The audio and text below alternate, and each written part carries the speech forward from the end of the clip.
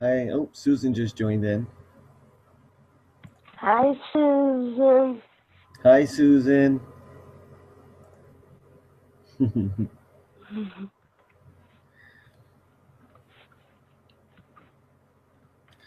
She's been having some computer issues lately, so Susan's one of our main callers on here. So, what is this?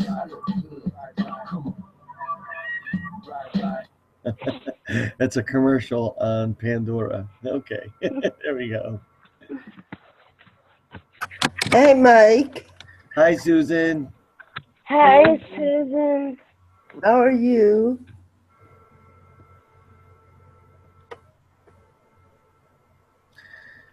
I'm good. Lisa's on. She said hello to you. And Erin's joining in with us right now. Hi, Erin. Erin, Susan, Lisa, and me. That's who's on right now. Hi, everybody. Oh, Erin just muted herself. Okay. We got some shy ones sometimes. Oh, I'm not shy. Hi. I just want to listen. It's Erin. Okay. Hi.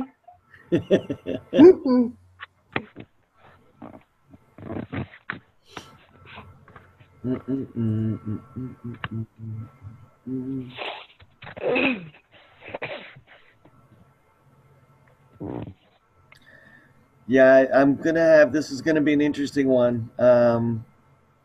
You're all on by computer, so I have some things I'm gonna be reading. I have some videos I'm gonna be sharing as well. So it's gonna be hopefully an enlightening call for all of us.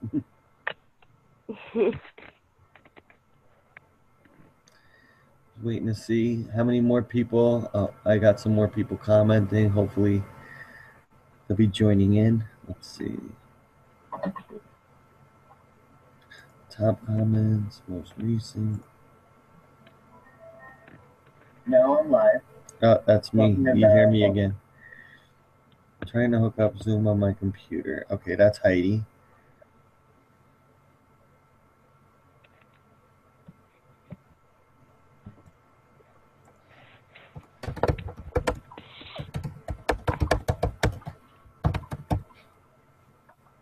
So Lisa, tell us a little bit more about you.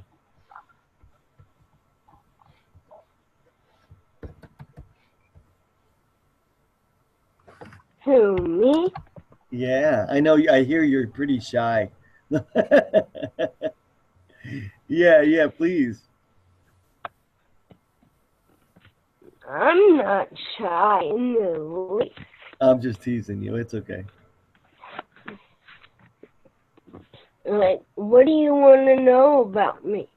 Well, I think you know about my history and how I had a brain injury, and you're Yeah. kind of new here with the group of us.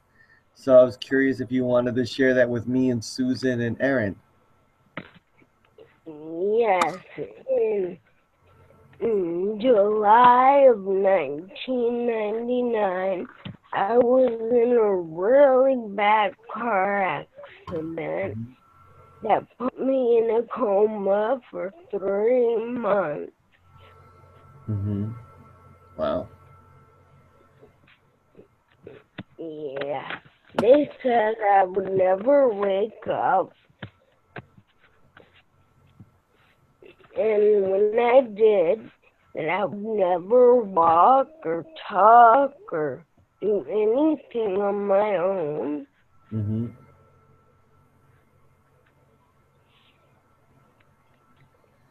That's wonderful because you speak very well. I was just admiring that as soon as we started our call.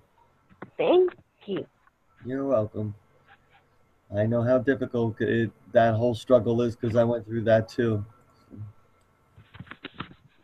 Yeah, talking takes a lot of energy. Yeah.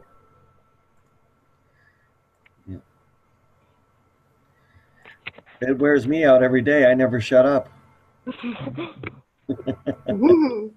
It's hard to get me to shut up, too. Yay! So now I'm not alone in this one. No.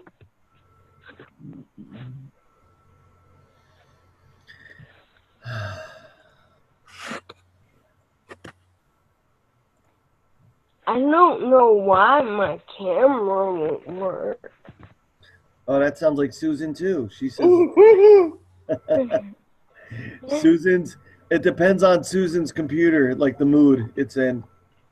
It works perfectly fine sometimes, and then other times, yeah, no way. I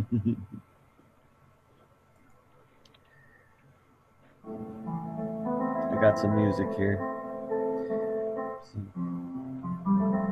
That's pretty. Yeah, that's one of my favorite little songs that I put on these broadcasts because it's subtle, it's pretty, Yeah. it's not too much. Everybody seems to like it. I'm still waiting for a few more people. It's 8:07 now, so I'm waiting to see if we have a couple more people on. They'll be joining us.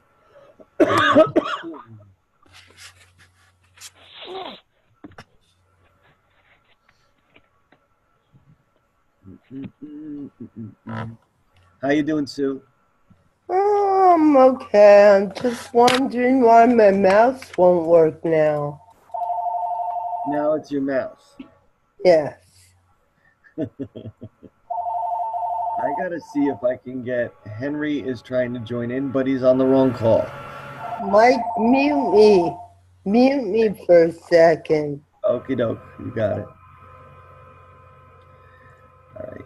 Henry is one of our most vocal people on these conference calls, and I want to make sure he's getting on the right one. Henry. 464. He's on the right one. No, he's on the wrong call. He's doing it again. He does this all the time. More invite. Let's see what I can do here. Copy URL.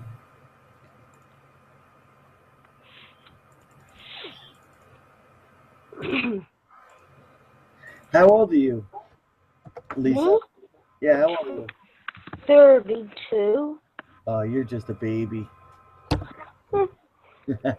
I had my brain injury when I was 31. That was how old I was when I had mine.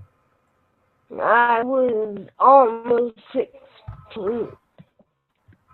2 weeks before my birthday. Oh yeah. Susan she had hers when she was right before her third birthday. She got hit by a car. She wasn't even 3 years old yet. That sucks. Yeah, it was something else. But she's unbelievable. She's miraculous. Nobody'd even guess the things that she went. She doesn't even bring it up, but I want to because I brag about her all the time.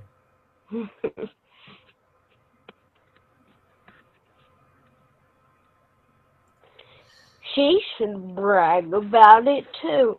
I agree. I totally agree. Oh, Henry's on. Hey guys, Hey, Henry. I went to that drop down I had and I couldn't get on. Yeah, because you chose the wrong one. You were trying to get on the other one. I got a notification about it. Did you? Yeah, you went to the one that's 424. Okay, so now. Hey, No, I. Henry. Who's that? That's Lisa. She's new here. That's Lisa P. Yep. Okay. How are you, Lisa? Welcome. Yep. I'm okay. How are you? Good. Very good, thank you.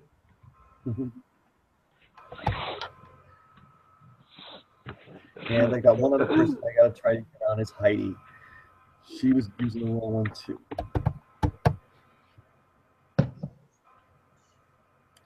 It's too funny. It makes me laugh. What's that? When everybody, I got people using 3 different numbers to try to get on. Right. You tried the other one, the 646 or whatever it was, and then I gave you 464, and then Heidi was trying to get in. She was trying on a completely other one, a different one. I was laughing on there.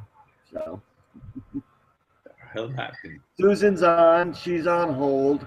She told me she's got to take a phone call. Erin's listening in. So Hello. now we've got 6 of us on here, which is great. Hi, Heidi. I'm trying to get it on my computer, but it's downloading forever. And then I tried, instead of having to use Facebook to connect to you, just to do it on the app on my phone. Yeah. And it's not working. I'm going to write down all the passwords and all that kind of stuff. Because it would come up to like your last event, last time I went in. But then it kept asking me all these questions, and I couldn't get it to do it. So Okay. now I thought it might redirect me like to go into like an old meeting or something. It would like, but I guess it doesn't save any of the information. I wasn't sure. No, it's the key is just use the links that I usually put on Facebook or whatever. Yeah. And the ones that are on our website. On the website, the calendar shows Right. all of them individually. So it's Okay. much easier. I know. I need to get a notebook and write all this down so I don't forget. Yeah. It sounds like a control issue. Oh, no. Control issue? No, I was just joking. What is this, Mike?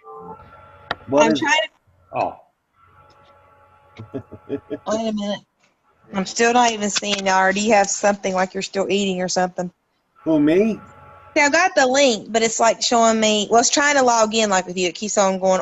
Organization has started screen sharing. why is it happening, Mike? Going Well, a circle around and around. That's weird. I'm doing a presentation as well. Oh, Okay. So is it? You think it's catching up to that? Is that what it's trying to do? no, it's Michael. It's me. I know it's you. Oh, you're doing that. This going Yeah. around. I guess. Yeah, Michael Okay, is doing sorry. it, I thought it was.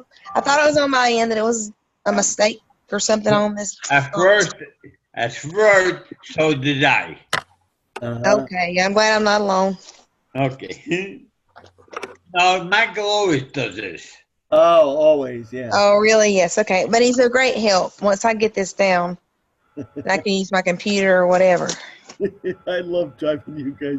It's Henry. I just love eating at him. The whole Nothing time. like spending a Friday night together. The technical thing always gets Henry. Really? Yes. Glad I'm not alone. I mean, I've been doing great for like how many days now, and I'm like, all of a sudden, Yeah. what's happened? No, it isn't. I'm not tech savvy at all. Oh well, join the club. That's me. Tech I go nuts. I know, we've got to learn. Gosh. Because a lot of times I don't know if it's me or someone else. So I get crazy. So guess what? We're normal. Right. Hey, grab me a piece of paper, please, son. Out of the computer room. Get up, please. I've helped you so much today. I've been your nurse. Next room. Yes. The bedroom you abandoned. Why? Hey, Michael, Yes. Just a why piece of paper. is not showing anybody yawning? I'm not seeing you either. No one's. I'm not seeing Wait, I you. need- Mike. I don't know. Ouch, Hayden. Oh, I don't see you either. Well, no, it's something that Michael's going to do a presentation. Hold on. There you go. What'd you Yeah. do? Hey. What'd you I was do, doing Mike? a screen share. I was doing screen sharing, and Well, that's okay. Well, you look. That's not good, man. Because everybody got lost. no, it's okay. I'm trying to he- do a presentation here, so there's a reason why I have it going. Oh, I have videos to show. I've got stuff I need to go over and read right. tonight. But sometimes it's just that because we didn't see names on the computer, we thought something was on our end. No, it's okay because I don't want you to see each other. Maybe it's that. Okay. Could be. I'm telling your wife, put her on here now. She needs to join. She was my support the other day, yesterday. Felt so alone. Gosh. As somebody that has some empathy. And she's pretty. Steve joins in. Huh? What's the mic? I said I'm no. I'm talking about drinking coffee. Don't- Oh. And what did you put in the coffee? Don't lie. You might have spiked it. Creamer. Oh, creamer. That's it.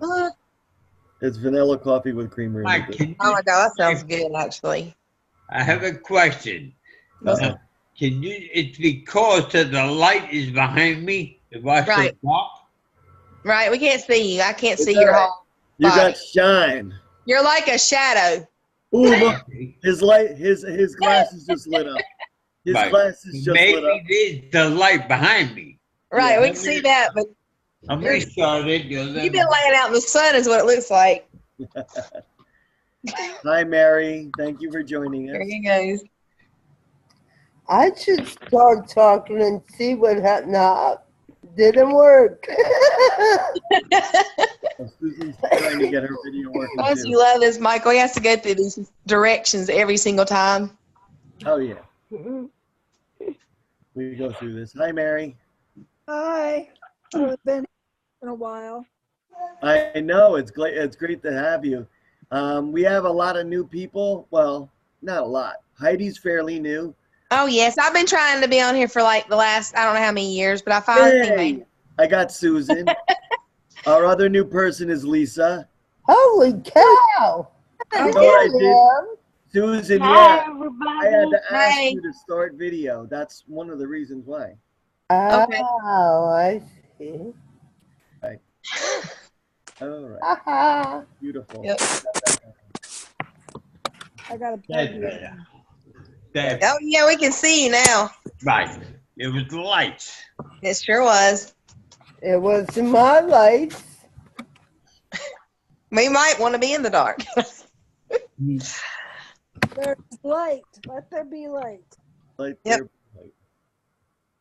Let me see if anybody else that was trying to get in still hasn't had a chance. Let me check. There might be. No, but I just got an invite to do a live broadcast. Oh, no, you got to be kidding. No. Oh, Erin's back on. Okay. Erin's back. Live broadcast for when tonight? No, my friend TJ, who's downstairs, is doing a live video sale. He's doing an auction online. So you're going to auction our interview off. Is that what you're trying to say? Oh, people. He's going to use us to, oh my gosh. So what does he want you to do? Says he wants a copy of the video? No. You're going to go down there and sing. What? What are you talking about? Do your debut because you're a singer still. I mean, I really feel like that you are. No. Yes. There goes his confidence down the drain, but it's true. You might not have the range, but you still sound good. Thank you. You're welcome. It's true. Oh, Henry wasn't a victim to that. Susan heard it though. My ears are still ringing. I'm glad I wasn't alone. Me and David were doing a live broadcast online on Facebook, and he was wanting to sing and dance and do all kinds of Oh stuff. my gosh. So we did. I let him. He Are you loved it. serious? He was That in heaven. already, that's the one we were talking about that he had already Yeah, done. it's the one on Facebook. It's still on Facebook. But not, I mean, that's the one you almost got in trouble for, right? Because the music. Yeah, but I told them that I own the music, so I don't care. They haven't said Right. anything. Right. Ready for the pole dance next. Monday. You go through heaven and hell when you post something with Friday. it and they see it and you don't have it all with your eyes Friday. dot T's get so pissed off. It is. I mean, you just got to tell them you own it. It's like, hello. I don't know. I didn't hear anything Mary just said. We're fussing about Facebook and how they are about music. Oh, yeah. I mean, even for us, to even to post something we know we own, you know, or whatever, and then they get mad and they'll take the sound away. Oh, oh no, I've been dealing with nonsense all day. With posting about our conference calls, everything. Yeah, I get blocked just about every day for.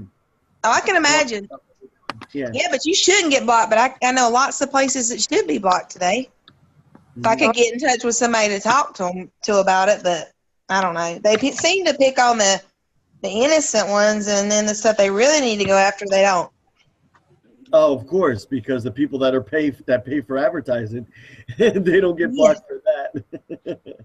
Well, yes. Tell me how to get in touch with Ben Carson then. Yeah. I'm about ready to call HUD. I'm not kidding, because he's doing Black History Month, and it was on for him and his wife's page today. It has gotten ugly. I mean, really ugly. Today, it was like being attacked. But he's just really educating. I mean, the truth about these black men or anybody, jazz musician. He was doing musicians today, and it's actually interesting, and I've wanted to hear it. And then, oh my gosh, the uproar of hatred has started.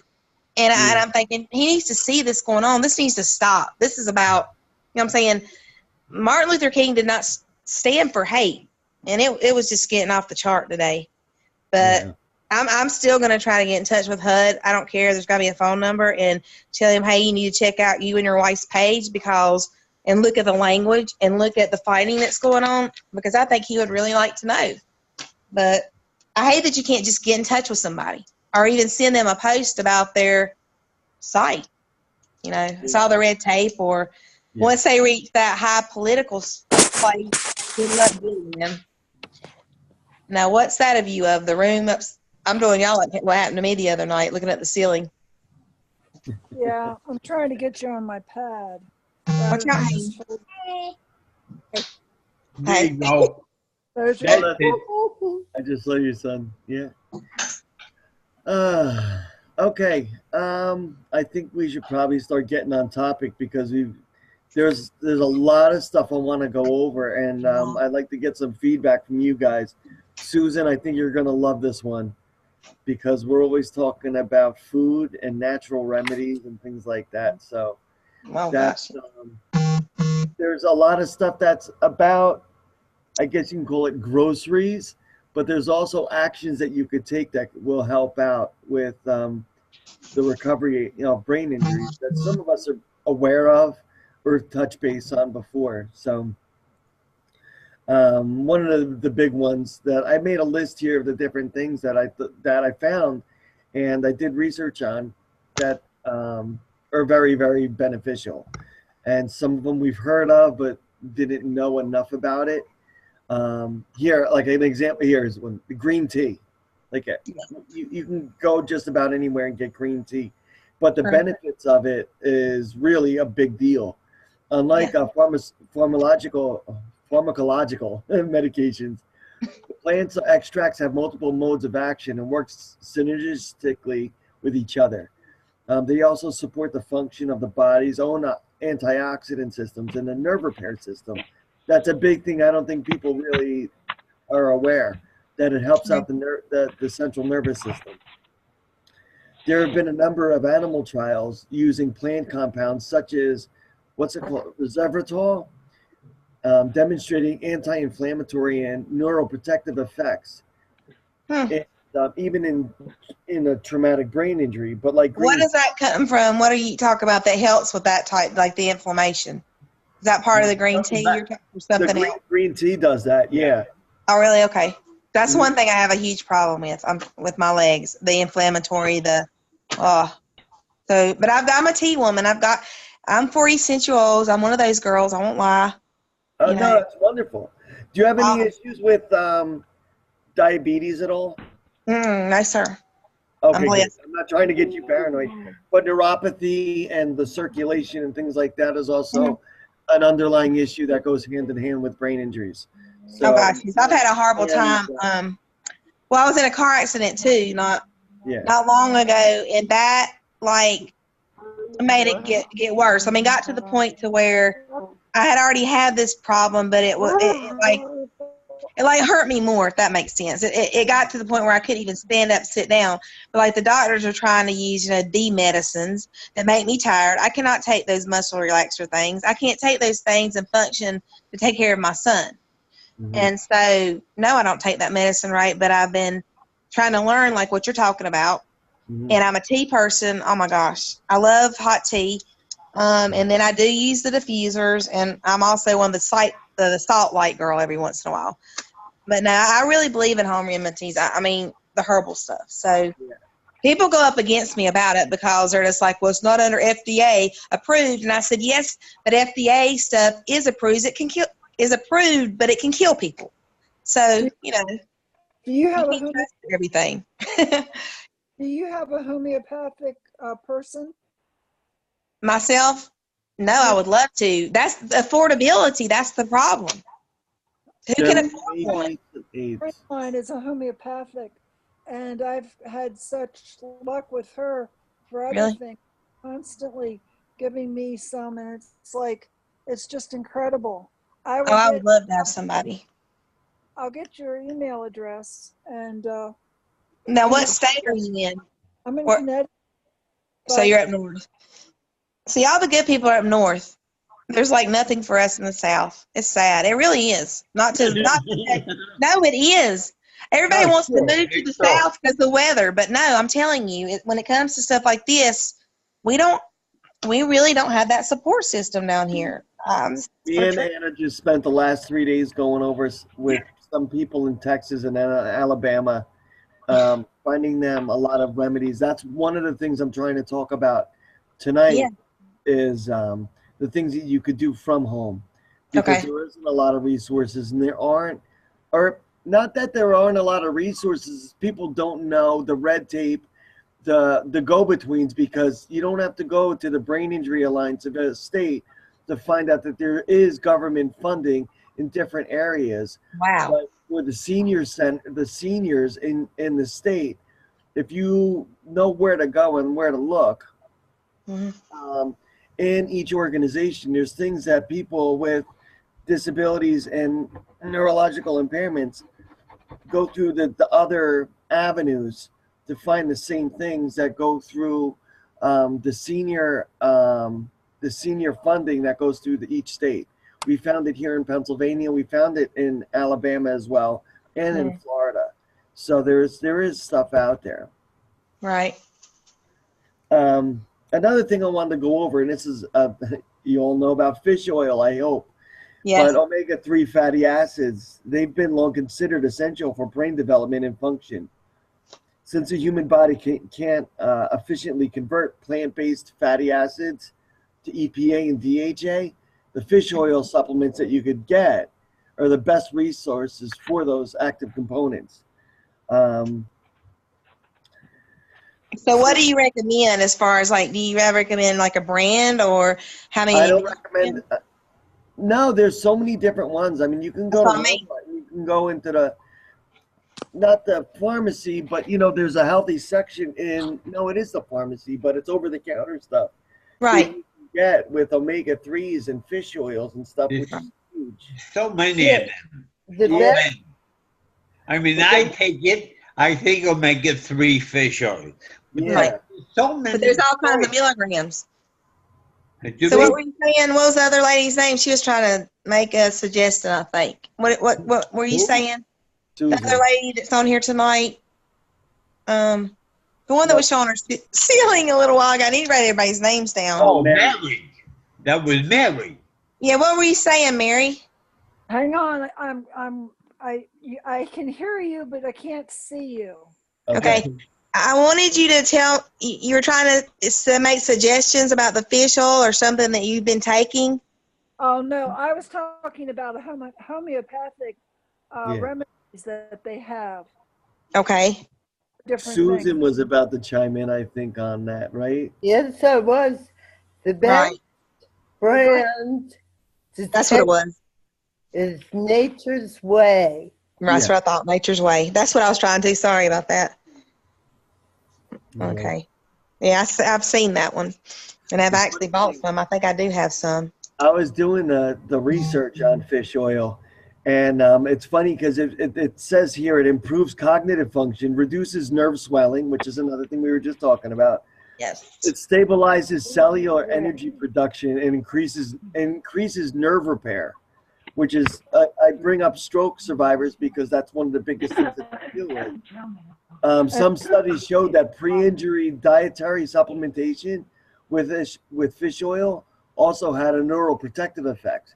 It protects your nerves even before you have a brain injury. So it's beneficial to have that even more. press off. When you consider the composition of your brain, it's actually 60% fat Right. constructed from omega-3 fats. A daily supplement, this is what Henry was talking about with taking the pills. A daily Yep. supplement of omega-3 inhibits cell death for bad cells, helps promote the reconnection of damaged neurons in the brain, Right. and activates specific genes that help you cope with brain damage. Yes. Excuse me for 1 minute. Lisa, are you following us? Lisa? Who is everybody on here now, Michael? Can you tell? Oh, no, I could see everybody. Who do we have in the group? Lisa's listening in. I don't think she's Lisa. talking too much, but Who she's else? Yeah, I'm here. Okay, can you follow us? Are you following? Is she with us? Can she say anything? Lisa? If you gave her a chance, everybody's talking No, over her. Okay, well, I'll tune in. We want to hear what Lisa has to say. Let's everybody quiet. Zip. I don't know what I have to say. What do y'all want me to say?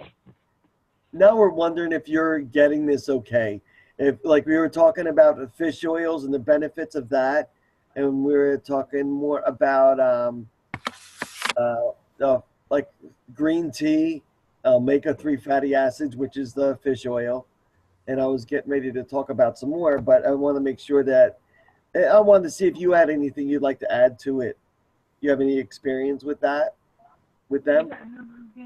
Yes, I take fish oil.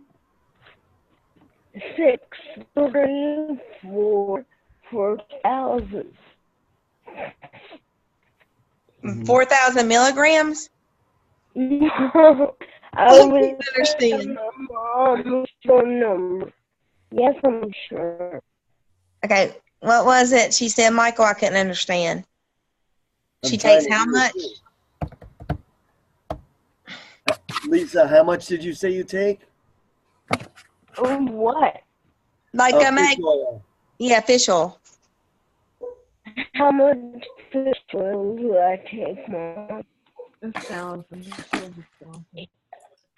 Well, each pill is 1,000 milligrams. 1,000 1,000 milligrams. milligrams. Okay. That's about right. Yeah, that sounds good. So one every day, 1,000 milligrams. Yeah. Okay. Another thing that I wanted to bring up, and this one's a lot of people take it for granted, is vitamin E. Oh, yes. Vitamin E is commonly studied natural compound for brain health since it has a powerful antioxidant effect, especially in fatty tissue like nerves. A number of animal studies have found that vitamin E supplementation reduces brain damage and improves cognitive performance following repetitive concussive brain injury. What is that noise? Your wife might be looking for something to explain to us. He always gives you such a hard time. I just don't get it. No, I'm switching screens. I'm trying to read, and I keep getting interrupted. And, Sorry, but you show her doing what she's doing, and then what are we supposed to say? We're not going to ignore her. I'm not going to ignore her. But anyway. Well, we're not saying to ignore her, but the sound she makes, the background sounds. Well, y'all, I'm leaving. Going to eat. Have a good talking. I'll be back. all right, Lisa, thank you. I appreciate it. If you want to come back before we're done, I'd be more than happy to have you back. Yes. I do know that vitamin E has also some good effects because I was having breast pain and I Wow. went to several different doctors and I went to a surgeon and again that she couldn't feel anything. So she told me to take vitamin E once a day for 6 weeks. And at the end of the 6 weeks, if I was still in pain, to call her back. And it was 5 weeks and 5 days and it stopped. And so when I talked to her, she's a surgeon at a major hospital, and she said she has no idea why, but a lot of people, women in particular, are complaining about pain, and then they get on the vitamin E and the pain stops. Wow. But she has no idea why. Exactly what I was talking about. That's exactly what I was saying. Yeah. Because the fatty tissues and the nerves, especially, and this is not me being a male making jokes about boobs, but the vitamin E creams, and I'm sure Anna will tell you the same thing with her background, but the creams, the vitamin E cream will help relax those nerves. And if you have it, like I said, the antioxidant effect of it, it also helps soothe the nerves and stop inflammation from happening with the So that vitamin would be good. That would be good on your legs then too, where I'm having my problems. E. Yep. Yeah. Like I'm having the trouble with my hips, kind of like bursitis, all the way down on both legs. So I need to check that out then. Well, it wouldn't hurt to get vitamin E and start taking it. I mean, it's. Oh yeah, I'm worth trying anything. Yeah. But it's just the standard. That natural, the same one you said, the brand, the natural way. 400 vitamin E supplement, 400 IU. Okay, I'm gonna try it. Yeah, I recognize the bottle she had in her hand. Have you ever seen a cream though? I guess I'll have to look for that. I don't think I've ever seen a cream. Yeah, I've seen. Yeah, they have it. Okay. No, I have a special cream. It's a combination of several different ones that was actually by a head doctor for physical therapy. He decided, because I'm having pain in the middle of my back in a bad position, if I can put this cream on it, it sort of like numbs the area. Okay, that would be better than what I'm doing. But the doctors want me to take that. Can't think of the name of it. It's called Voltaren or something. You ever heard of that? There's like a gel and there's like I'm trying to grab my medicine thing over here, or you take it internally and it's supposed to help. But I would rather have something natural. I'm serious. I don't trust all these drugs. I mean, I hate to say that, but. Oh yeah. Well, just get mineralized and you're fine. Okay. Probably does the same thing. Okay. Anna, are you there? Oh, okay. We can't hear you. She's mute, that's why. I know. I'm trying to unmute her and she won't let me. Oh. I didn't even know who was making the paper sound before. I had no idea it was her. And It's your beloved wife. It could have been me. It could have been me. I don't know what paper sound I was making. I was just looking at a bottle. Yeah, Henry was like, it's Anna. Of course he would. Oh, gosh, will you? But I can't. True, right? No, it was not, but it's okay. I'll take Okay, it. I think I'm sorry. No, you're not. How much do you guys know? How much do you guys know about creatine? Creatine? Creatine. I know a little bit, not much. It sounds familiar, right? Yeah. It's a little thing you can get. Again, it's another thing you can get at any, like over-the-counter stuff. But you can add it to drinks and stuff, which is the way I've seen it anyway. But there are a number of emerging nutrients currently being studied for TBI, and that's with creatine. It's another amino acid found in muscles, and it has human evidence supporting its benefits, reducing symptoms after a concussion, even a concussion. Right. Chris, I'm writing this stuff down. Yeah. Oh, I really am. Yeah. The benefits were found for supplementation before and even after a brain injury, and evidence that creatine can be used to prevent and treat neurological deficits even after a concussion. Right. That's a big one because it's kind of funny when I think about it, because I started taking creatine with protein shakes because it helps not rebuild muscles, but the damage that goes on and the pain and the soreness that'll come even with exercise. But it all passes through the same system. That's glad to know, because I'm a runner. I've always been an athlete, and then to get to the point that I'm right now, I'm not being able to do my exercising, and that's part of brain health anyway. That's part of my life before and after. I've always been a runner, and then to get to the point that, oh my gosh, it hurts, or like even bending down and getting up with getting stuff out of the dryer. Those type things have been going on. But I think like I said, I think that after the car wreck that we were in, that was not my fault, getting hit from behind, I already had a problem that was like minor, and this has really increased it. But they're just trying to treat me or make me take medicines, but that I don't know. You just never know what I was in them for sure. What are they giving you for medicine? I will tell you if I can pull it out over here. I'm trying to look. I wish I had the lotion thing, because I'd show you what it was, and I'm sure you probably heard of it, but I might have it in my bathroom. This is it. This is one right here. I don't know if y'all can see it. It's the Voltaren gel. Have you ever heard of that, Michael? I know exactly what that is, yeah. Well, they've got this for like your legs, and then they've got it where you can take it internally, which was strange. But this is for topical use only. It says right on the front, for topical use only. Right. Well, they've got one that you can take internally too.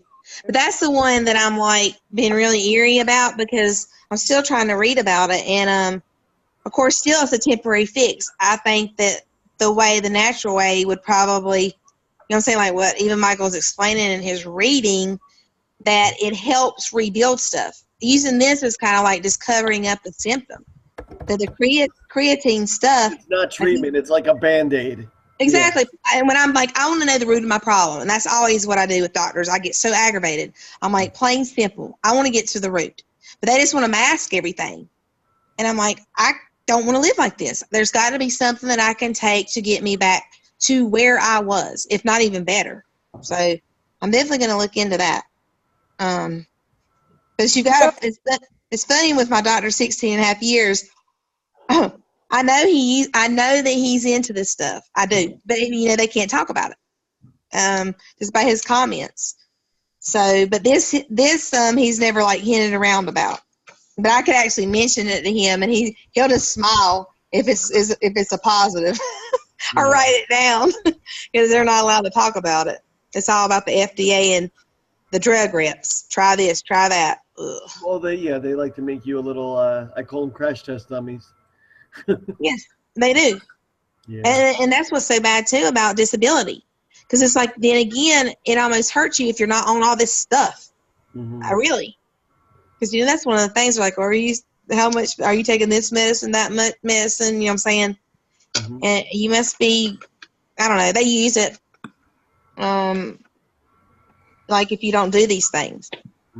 But my doctor does know I cheat, because he'll be like, I can tell you're not using much of that. You're not abusing anything. I'm like, you're exactly right.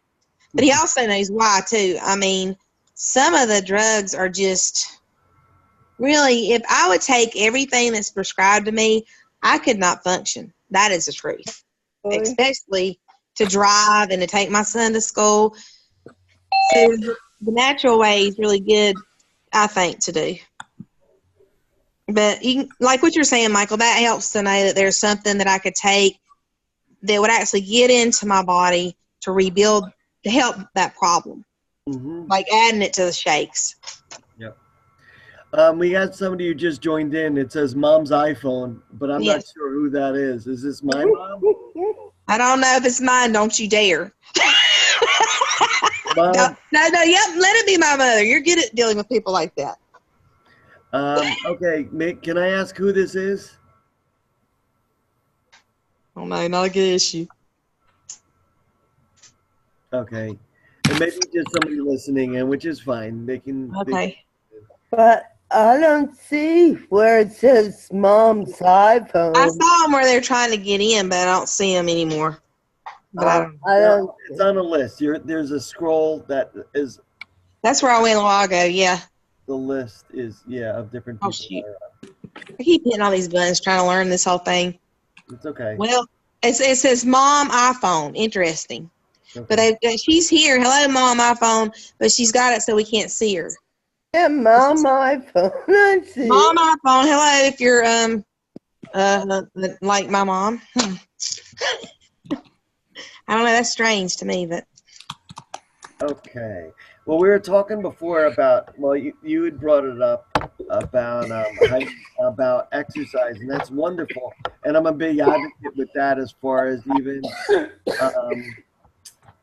um, cardiovascular fitness, and that's the benefits of getting oxygen better into your body and into your brain, things like It's that. true.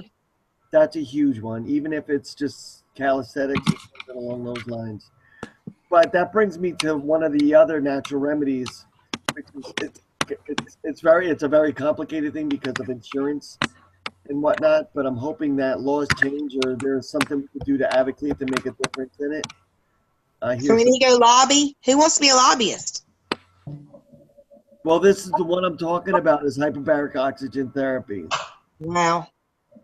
Another intervention suggested to have beneficial effects in TBI recovery is hyperbaric oxygen therapy, the HBOT. And we've seen it. We've had members that have done astronomical on account of that. The only problem is of course, like I said, insurance and who's paying for it. The cost. Yeah. It enhances the body's natural healing process by inhalation of 100% oxygen. Oh, man. I would so benefit from that. Oh, my gosh. Or who wouldn't? Especially with the hypoxic brain injury. I couldn't imagine. I mean, I would love it to try it. But like you said, it's about the money and then figuring out how to, I don't know, get somebody's attention to help. Michael, wasn't there someone in Indiana? Yeah. And his daughter had a toxic injury. Yep. And they raised money for the HBOT. Yeah. And that's one of the people I was talking about. How detrimental it is. Yeah. It's huge. Who's texting or typing? Does anybody else hear that besides me? Yeah, I hear it. That's me. I'm talking to Mom. Oh, is that your mom that was trying to get in? No, but I'm going to mute myself on this one. Okay. Okay. So spell that for me, Michael, if you can. HBOT. Is that it? HBOT. Okay. Yep, it's the initials of those exact words.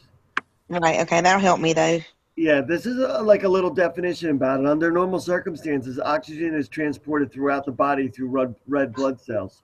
With HBOT, oxygen is dissolved into all the body's fluids, the plasma, the central nervous system, the lymph nodes, and the bones, and can be carried to areas where circulation is diminished or blocked. Oh, man. In this way, extra oxygen can reach all of the damaged tissue, and the body can support its own healing process. That's why it's so natural and so normal, and the effects of how it can heal itself is huge. The increased oxygen greatly enhances the ability of white blood cells to kill bacteria. Oh, wow. Local swelling, and allows new blood vessels to grow more rapidly into the affected areas. It's a simple, non-invasive, and painless treatment. It's been long known that healing many areas of the body cannot take place without appropriate oxygen levels in the tissues.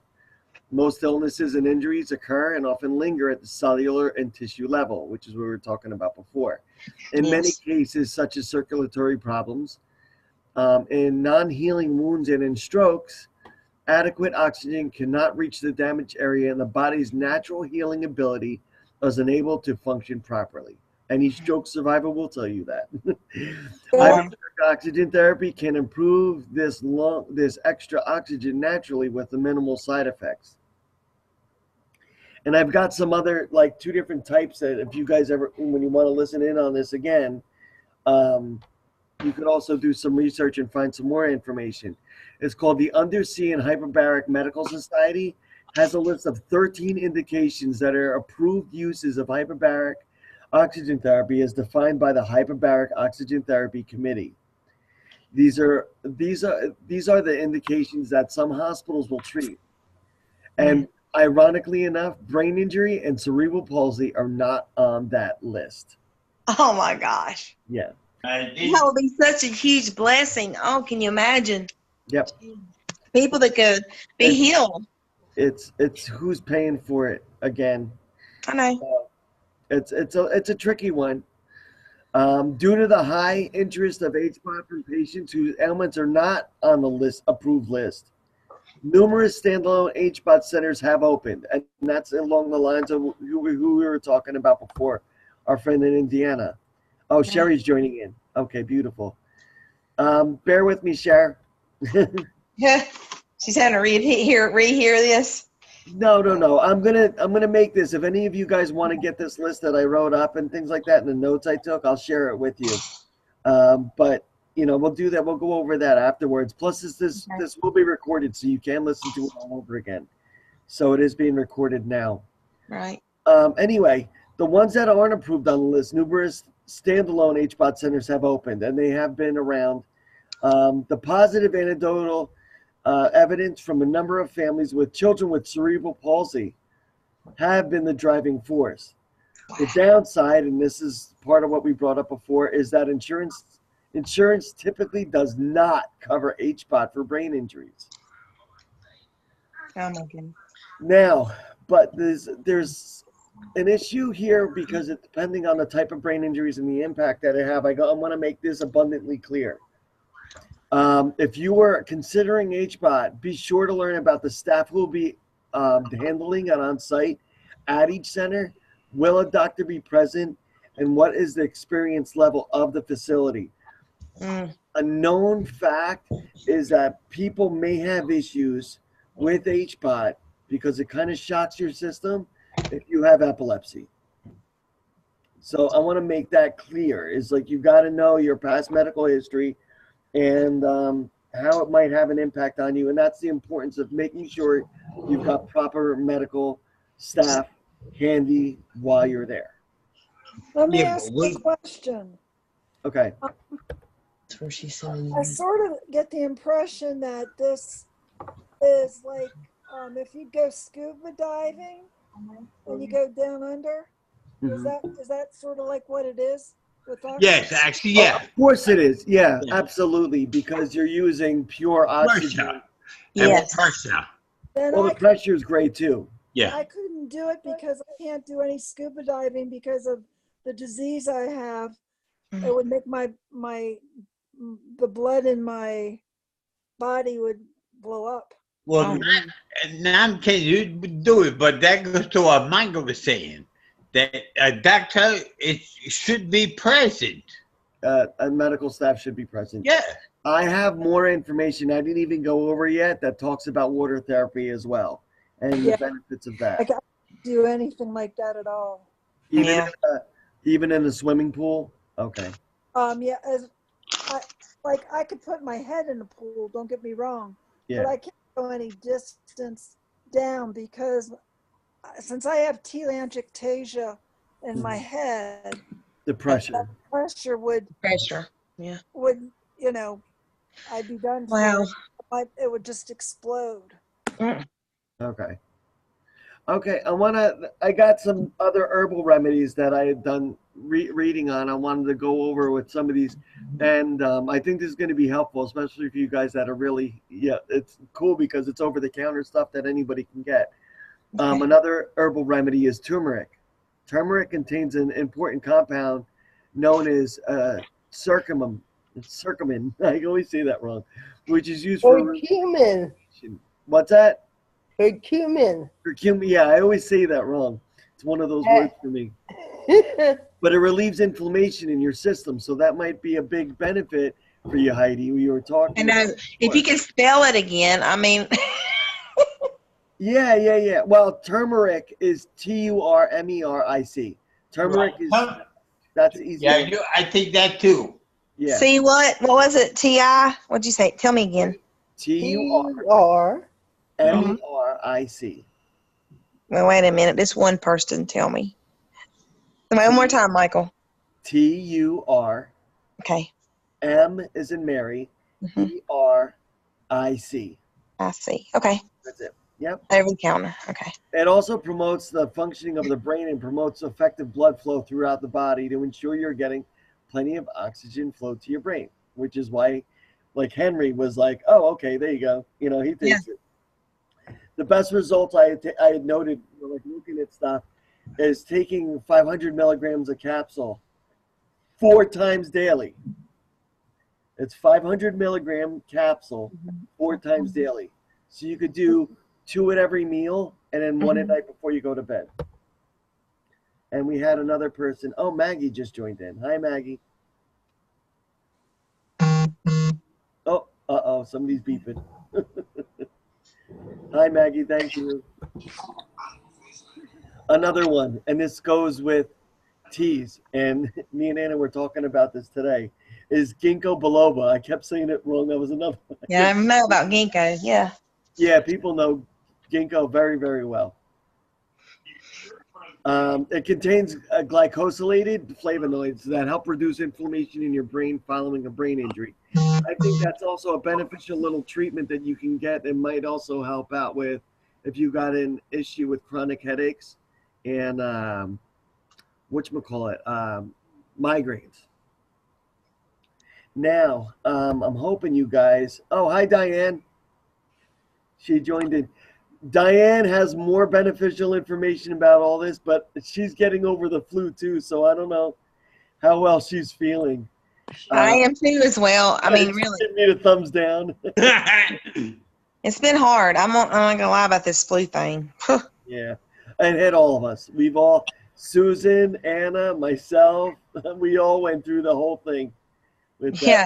And then it drain you. I mean, I'm like, when am I gonna? I mean, it's like you'll get your energy back for just a little while, and then it like zaps you. It's been, I don't know. My son's been out of school for a week with it too. We both got it. I've been with drowning myself with vitamin C.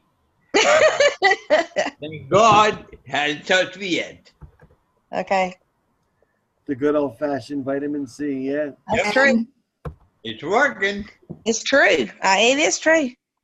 I can't do the orange juice thing because of my stomach. It tears my stomach. But actually, like Welch's grape juice has got like the 100% vitamin C, and I love grape juice. It rocks. The Welch is at 100%. Yeah. So Welch's grape juice is very good for you. Mike?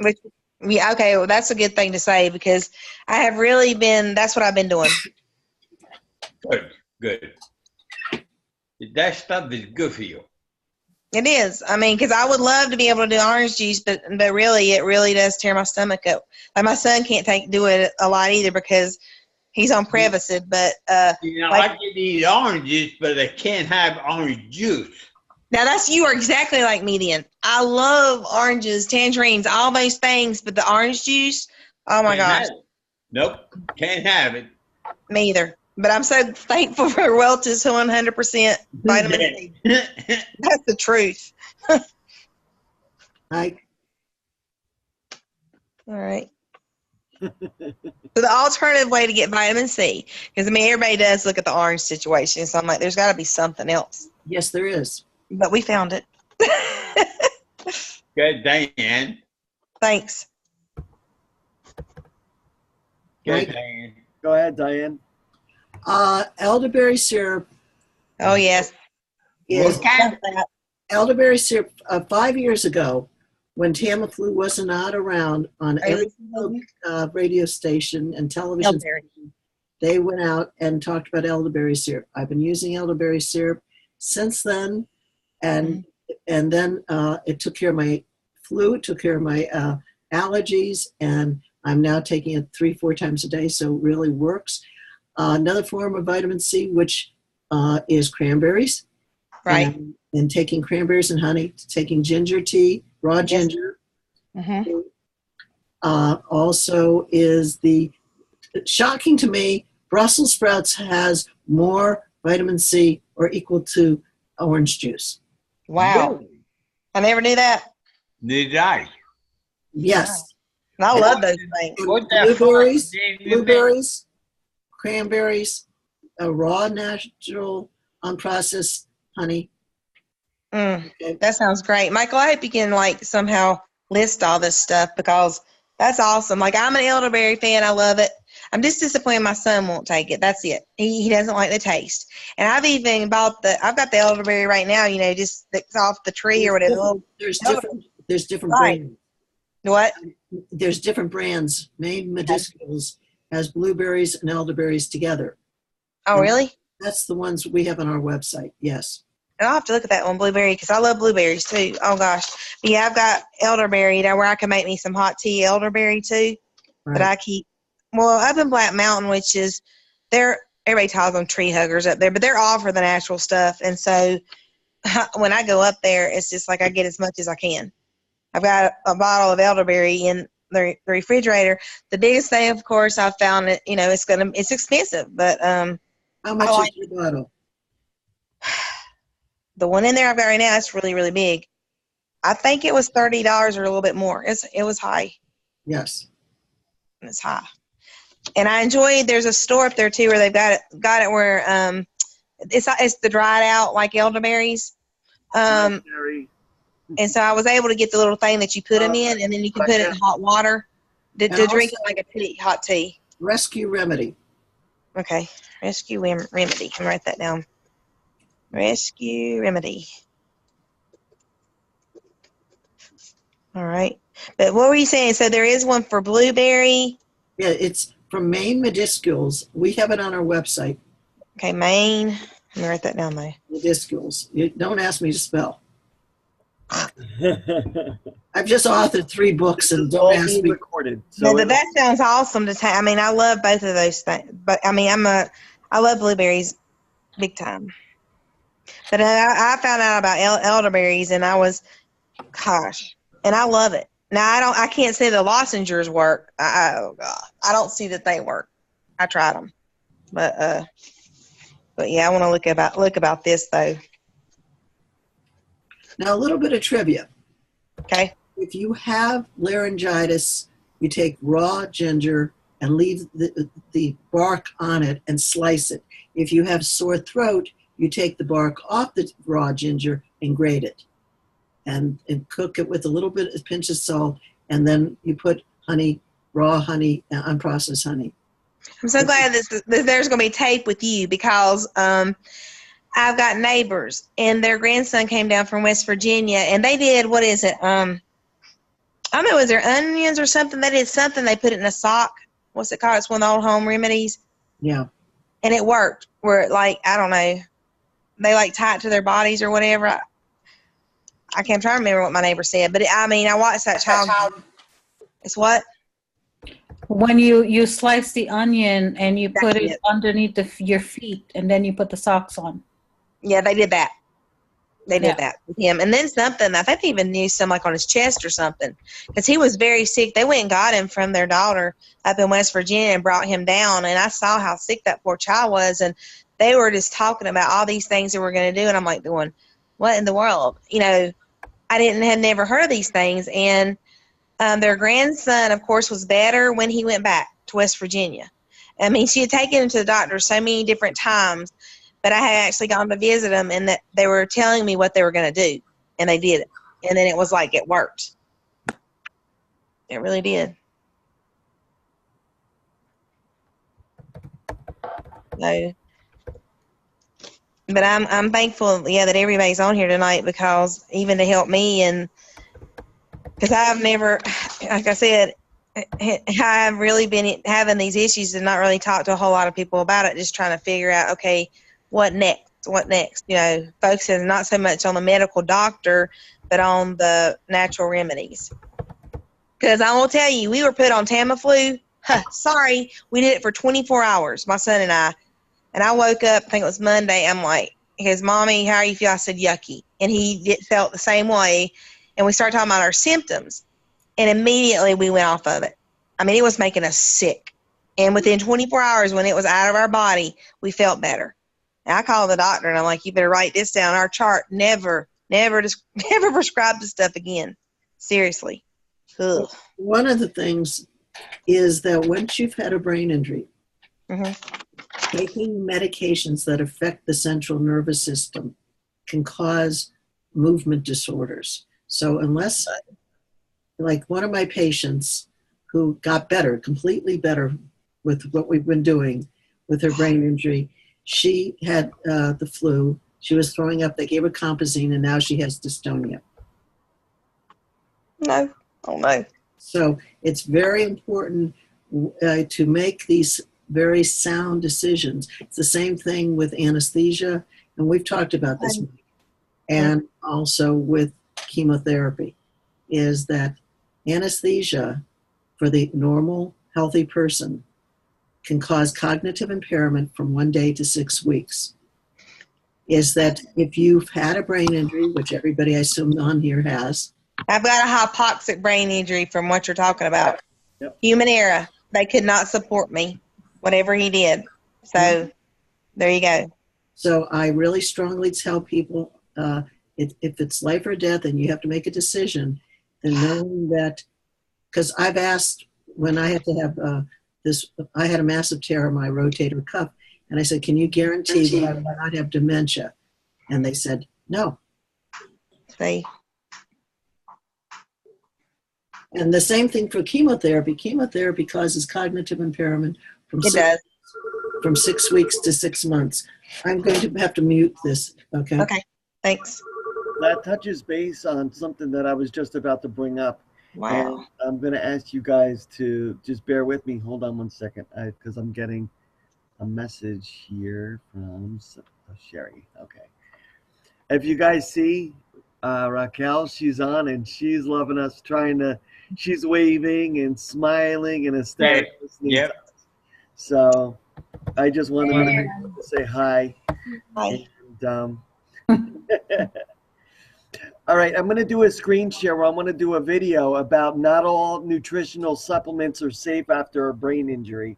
Yes. And this is something that Diane was just talking about. This is something from brainline.org.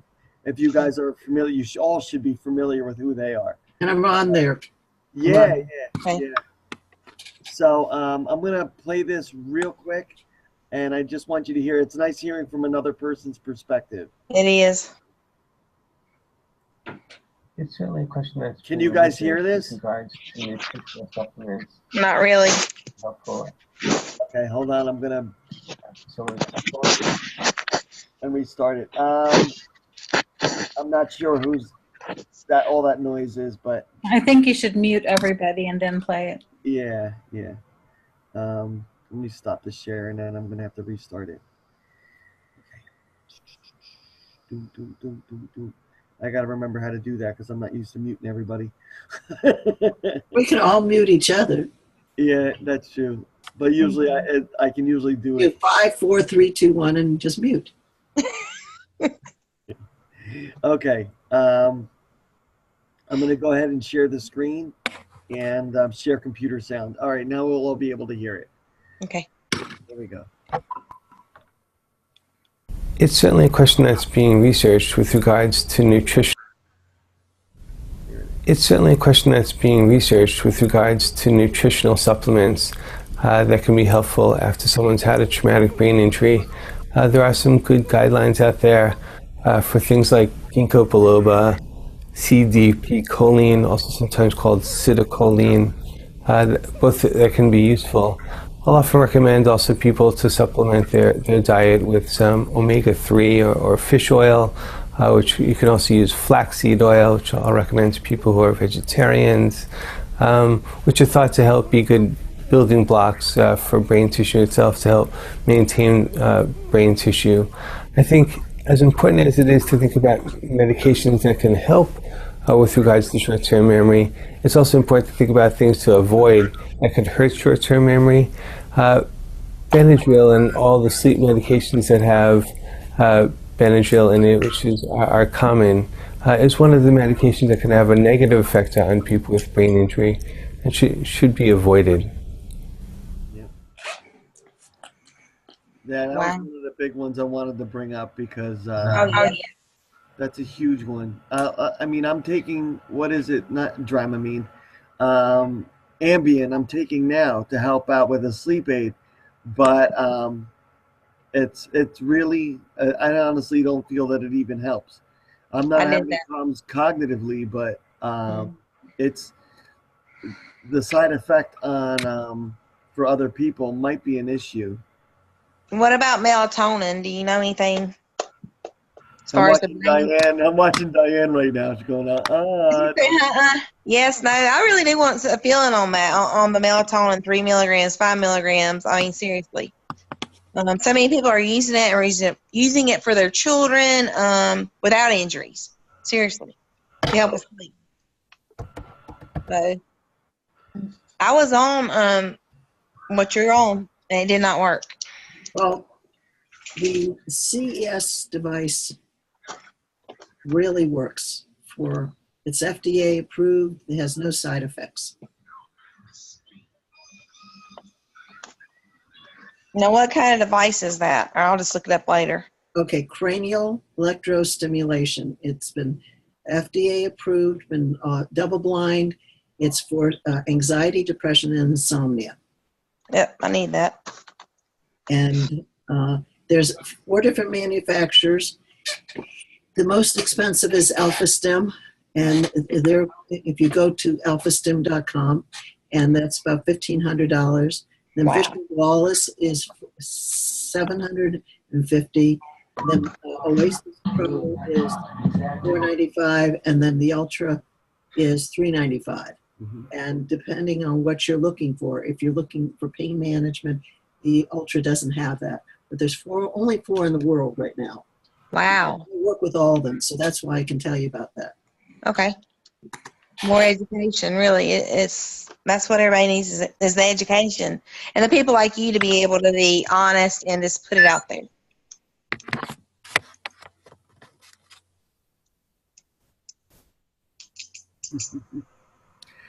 Now, Rachel's been on the melatonin, but it was like it made her sleepy the next day. So I mentioned it to her doctor, and her doctor just automatically, for the first medicine he ever wrote her to help her sleep, he wrote her 100 milligram trazodone, and I said no. Oh, no way.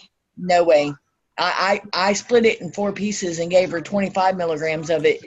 And the next day, all she wanted to do was sleep, and I said no more. So they went back to the pharmacy and got destroyed.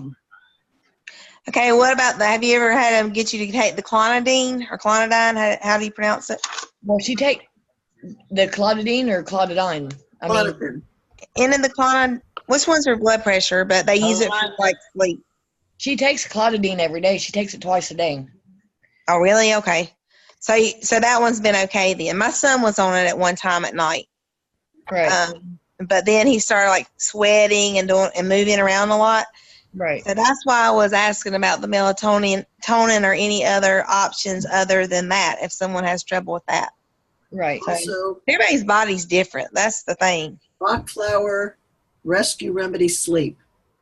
Bach flower rescue remedy sleep works. It has no side effects.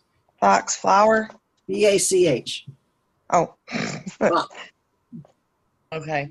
Because I'm looking, because Rachel doesn't sleep throughout the night. She's up most of the night. She takes cat naps around the clock.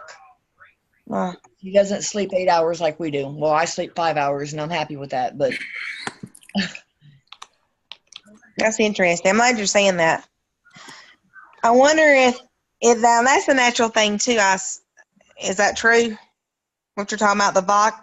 Yes, it's all frequencies. Yes. Okay, so like. How would I guess I could just put in, would that affect like an asthmatic though? It has no side effects. Oh, good, because I'm going to try that because the melatonin's not doing so well for my son. And clonidine, he was on that a long, long time. And I'm telling you, he would be sweating at night and he would move all over the bed. And so now I've been told to give him melatonin and it makes him draggy. Yeah, but also neurofeedback works. It's more involved. Okay. Okay. I was going to get into a whole conversation about neurofeedback as well. Yes. Well, sorry we're taking your show. We've kidnapped the show. I did have some questions for Diane about stuff because I'd love her recommendations are wonderful, but she and I agree on a lot of the same things. So, but one of the things we never talk about, and it's very good. I know it's beneficial. Turn up your volume. Okay. Thank you. I'll keep going like this. I'm listening. Go ahead, Mike. Okay. Is acupuncture. Diane, how do you like I'm seeing a big knot. I have on my team. On my team, I have one of the world-renowned. His name is Tom Tam, and you can actually, from all of you and from all over the world, you can do distant treatments. It's very, very different. It's tomtam.com, and you'll see his treatment, and he has it in Haverhill, Mass. He's all over the world, but he also does distant, and you can sign in like we're doing right now and get a treatment. Wow. Yep. It's very strange. I can just tell you, for some people, you see him taking a doll, you're telling him, and he's tapping the doll in front of you, and he's treating you. I mean, That's awesome. How the senses work. Yeah. I wrote down a whole bunch of little things. I wanted, just because this is recorded, so I want to make sure that people have a good definition about acupuncture. Brain injury. I'm going to read this off real quick. The Brain Injury Recovery Network also suggests alternative therapies like acupuncture for effective treatment. With a focus on rebalancing your body, acupuncture may help you treat your symptoms as well as actual damage to your brain. Acupuncture is this is a nice factual one. Acupuncture is one of the oldest, most commonly used systems of healing in the world. Originating in China some 3,500 years ago, only in the last 3 decades has it become popular in the United States. In 1993, the Food and Drug Administration estimated that Americans made up of 12 million visits per day to acupuncture practitioners. Traditional Chinese medicine hold that there are many as 2,000 acupuncture points in the human body, which are connected by 20 pathways, 12 main and 8 secondary, called meridians. These meridians conduct energy or chi, between the surface of the body and its internal organs. Each point has a different effect on the chi that passes through it. Chi is believed to help regulate balance in the body. It is influenced by the opposing forces of yin and yang, which represent positive and negative energy and forces the universe and the human body. Acupuncture is believed to keep the balance between the yin and the yang, thus allowing for the normal flow of qi throughout the body and restore health in the mind and body. I can go on and on and on about that. Also, I love it. So, go ahead. Also, and I can show, if anybody wants to see, I can show them the little doll with all my acupuncture points on it. Yeah. Because I've been trained all over. Is that Reiki, polarity uses the same system, and Qigong does. Mm-hmm. So, but I have a funny story for you guys. Go ahead. I was in China, and the people over there, they're 23, 24-year-old. I was sitting with, and they said, "What do you do?" And I said, "I work with acupuncture, with qi." And they said to me, in China, "What is qi?" I'm sitting there in China. Okay. I went over to the window. I saw the Chinese flag. I'm saying this Caucasian American is telling them in China, these 24-year-olds, what qi is. And I said, "Well, it's this energy field." And they said, "Where did it come from?" I said, "China?" I'm in China telling Chinese people about acupuncture. Oh my goodness. Weird. So it is. And then they said, "How long ago?" I said, 5,000 years ago. So it was really, really weird being in China, in Beijing, China, and I was in different places there, and telling the Chinese what qi is about. So, wow. That's awesome. I love it. I just had to tell you that one. I mean, normally it's like the Japanese and other people seem like they know more about us or anything than we do. So, wow, that's interesting. I honestly believe that they study the body much more in depth than, especially more than any other American culture. How would you like to be the original ones they were putting the needles in? Oh, I'd love to do that. Oh, that's called voodoo. I'm sorry. Yes. But also energy psychology uses the acupuncture points to do for anxiety. And so TFT, EFT also uses that. So polarity, thought field therapy, the EFT, TFT, they all use these meridians. And just for a little bit of trivia, which is coming out in my newest blog, the Maslow hierarchy is based on all the chakras. Wow. Yes. So that's a little bit of trivia. Thank you. I love that stuff. Feeling. What? I had a feeling. I mean, when I was studying this stuff, what they equated it to. Can't get the Zoom on my computer. So sit it down. That was pretty fun. Oh, sorry, go ahead. No, I was just going to say that was pretty funny when she was telling us that they didn't know about it, and my 11-year-old sitting over there, and he laughed about it. He couldn't believe it. Oh, my gosh. I couldn't believe it either. I'm like, that's pretty bad. Well, they banned Theraflu in Japan. I started researching it, and they really did. I'm thinking, and Hank goes, that rhymes, Mom. Banned in Japan? I said, yeah, it is. Yeah. Dr. Diane, if I may, have you come across any articles recently about how that Tamiflu is not recommended for individuals who have disabilities? I have not heard that, but I just don't do those things. That wouldn't surprise me, yeah. Well, I was reading an article actually yesterday because I had a couple of my students that I still stay in contact with. And one of the moms sent me a caption that was on the box itself. Yes. It says, if you or your child, well, family members have a disability or are recovering from a disability, suffer from any type of neurological impairment, yes, and you're on any type of medication associated with it, especially if you take any type of antidepressants, it's not recommended that you take that particular drug. So probably it's affecting the central nervous system. So. Well, and the fact that it says because it's masking itself in a more advanced flu system, that it's shutting off the oxygen level that should be going to the brain and resulting in heart attacks. Right. Oh, no. My thing is, why is it that it's still being given? That's true. And it's being mandated that everybody get this flu shot, and if you get the flu shot, that's still the #1 drug that's being given out.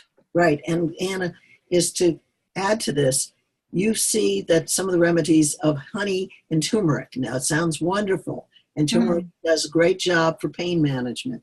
However, if any of you here has had a cerebral bleed, like I did, turmeric is a blood thinner. Yeah, you're not supposed to give them until at least 2 months after. Right. But that's just part of the healing process. But a lot of people are taking it for pain management. And I was actually recommended it. They said, oh, take turmeric, you'll feel better. Well, I did. The only thing is I nicked my finger and I bled all over. And I thought, oh my God, I had a cerebral bleed.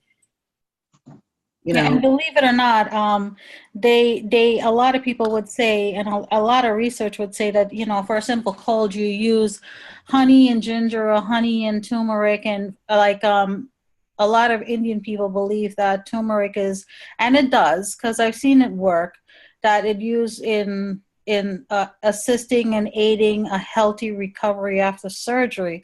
However, it goes by dosage, the type. Because turmeric comes in many different variations. Like in my country alone, we have over 20. What country? I'm from Trinidad. I'm from the islands. Are you from Trinidad? Yeah, and you're the roots. We have white ginger. Yes. We have a brownish colored ginger. We have a very yellow, potent ginger. So I'm sorry, saffron. That's right. It comes in a lot of different forms, and if you don't know the right one to use, you end up doing more damage to your body than helping it. That's right. And with ginger, like you were talking about ginger with the peel, one of the things that I know, and I've tried it and I've seen it work, is when you have ulcers or you have digestion problems and you're using ginger, it's better to use it in a natural form because it has additional enzymes. Yeah, the ginger. However, never ingest the peel of it because it's not digestible. Right, that's right. And the peel, the skin, can be very toxic. So that's why you're supposed to soak it in warm water and take that peel off. Right. But a lot of people wouldn't do that. They don't know that. That's right. Because I want you to know where I got the information from. From my St. Croix and St. Lucia, my honorary daughters from Barbados. So yes, I was just there. And we have relatives also in Trinidad. That's why I said you're. Awesome. I'm a firm believer, and I tell Michael this all the time, and anybody that we come across, I'm a firm believer in natural medication. But you have to know how to use it, the right dosage and the right way. That's the reason why I'm doing this call about this topic tonight, because we talk about this all the time. And I wouldn't preach about anything if I didn't see it myself, you know? Thank you, Ann. You're welcome. Is it Ann or Anna? It's anyone that's easier. Yeah, actually, her name's actually Anne-Marie. I try to just go with the flow in the moment, you know? It's like people ask me if I want to be called Mike or Michael. I'm like, just don't call me late for dinner. Right. It's fine. I don't care. I'm a twin. People have been screwing my name up my whole life.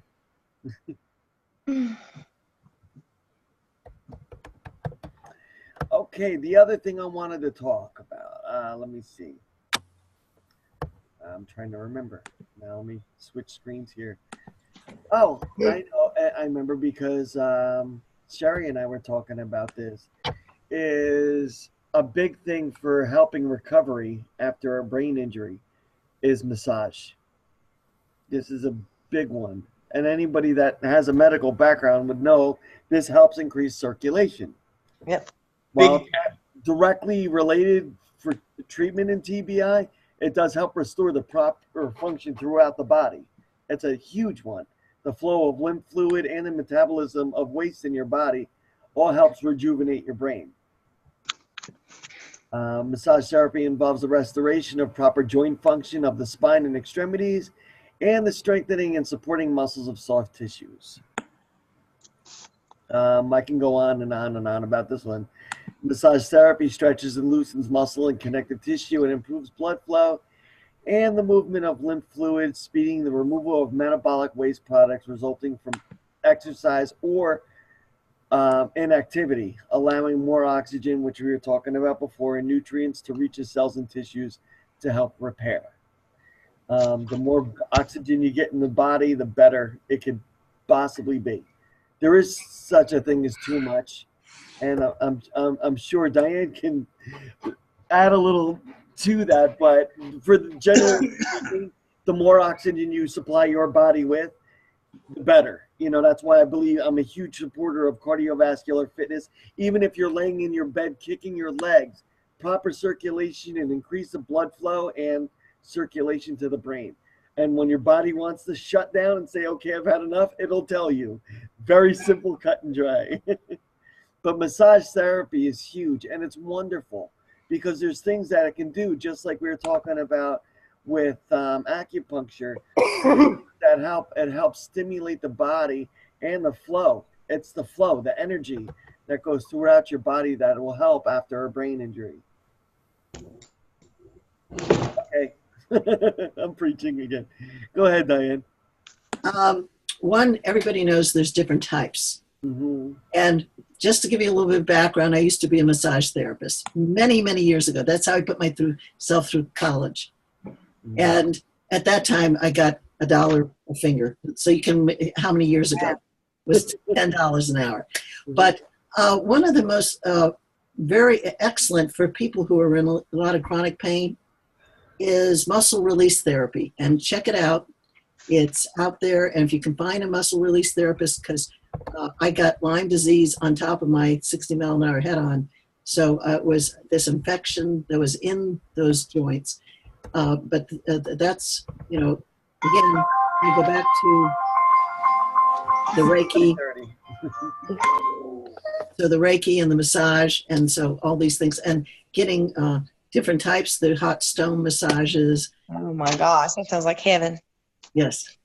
And is that, like, going about Reiki again, like our Reiki, we have 2 massage therapists and we have a Reiki person on our team.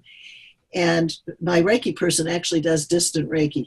So it's very, very interesting. And so distant acupuncture, you can get distant Reiki.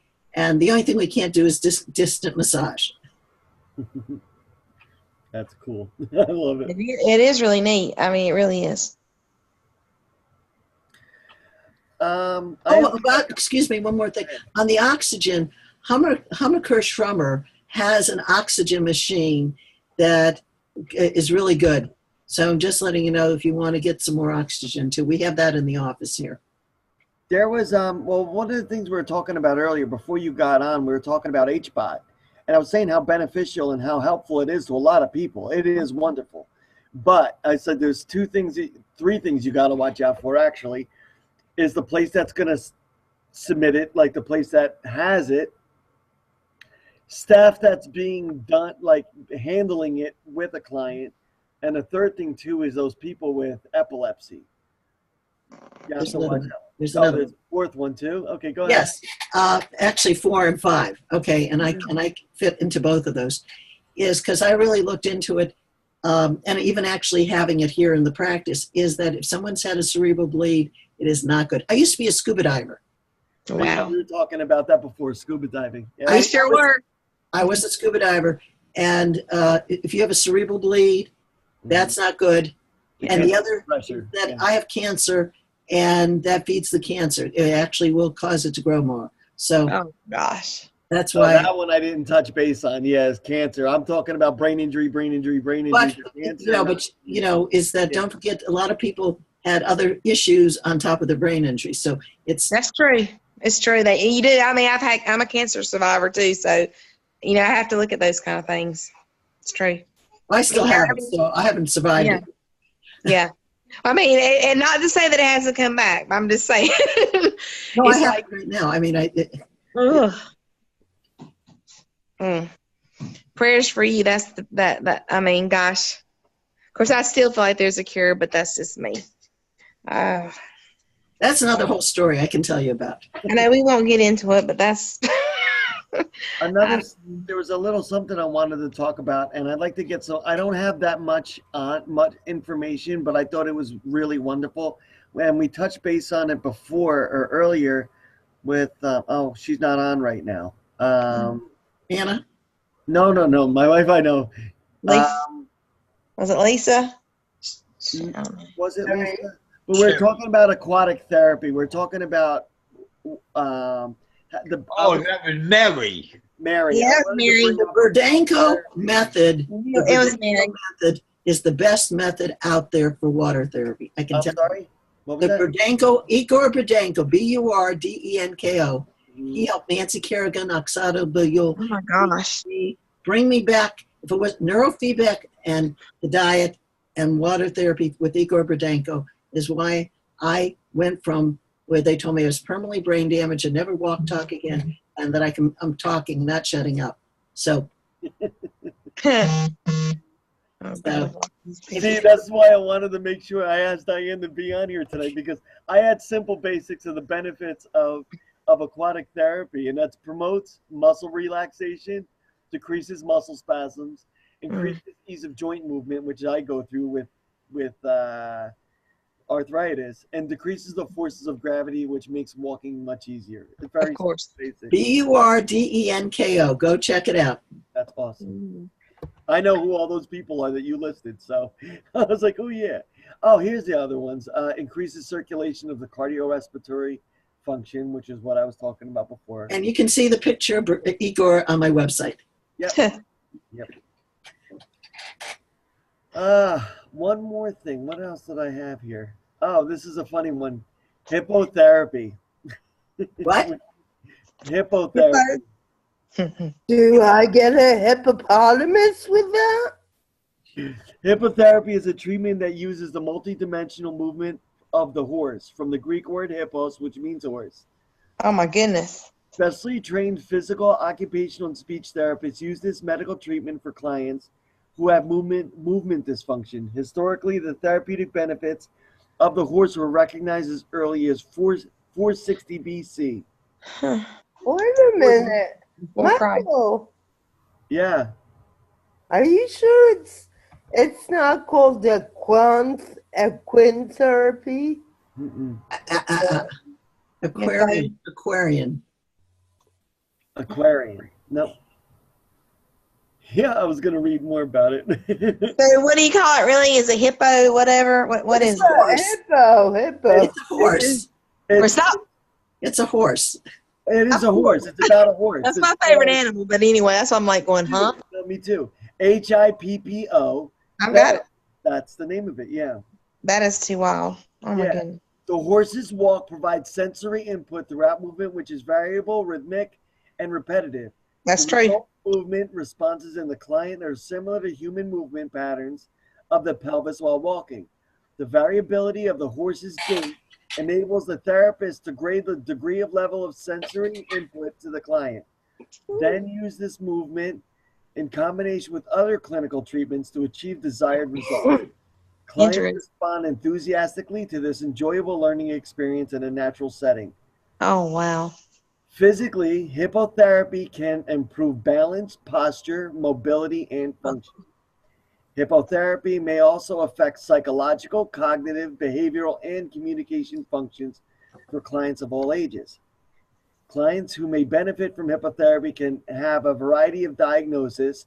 Examples include cerebral palsy, MS, developmental delays, traumatic brain injuries, stroke, autism, and learning language disabilities. However, hippotherapy is not for every client.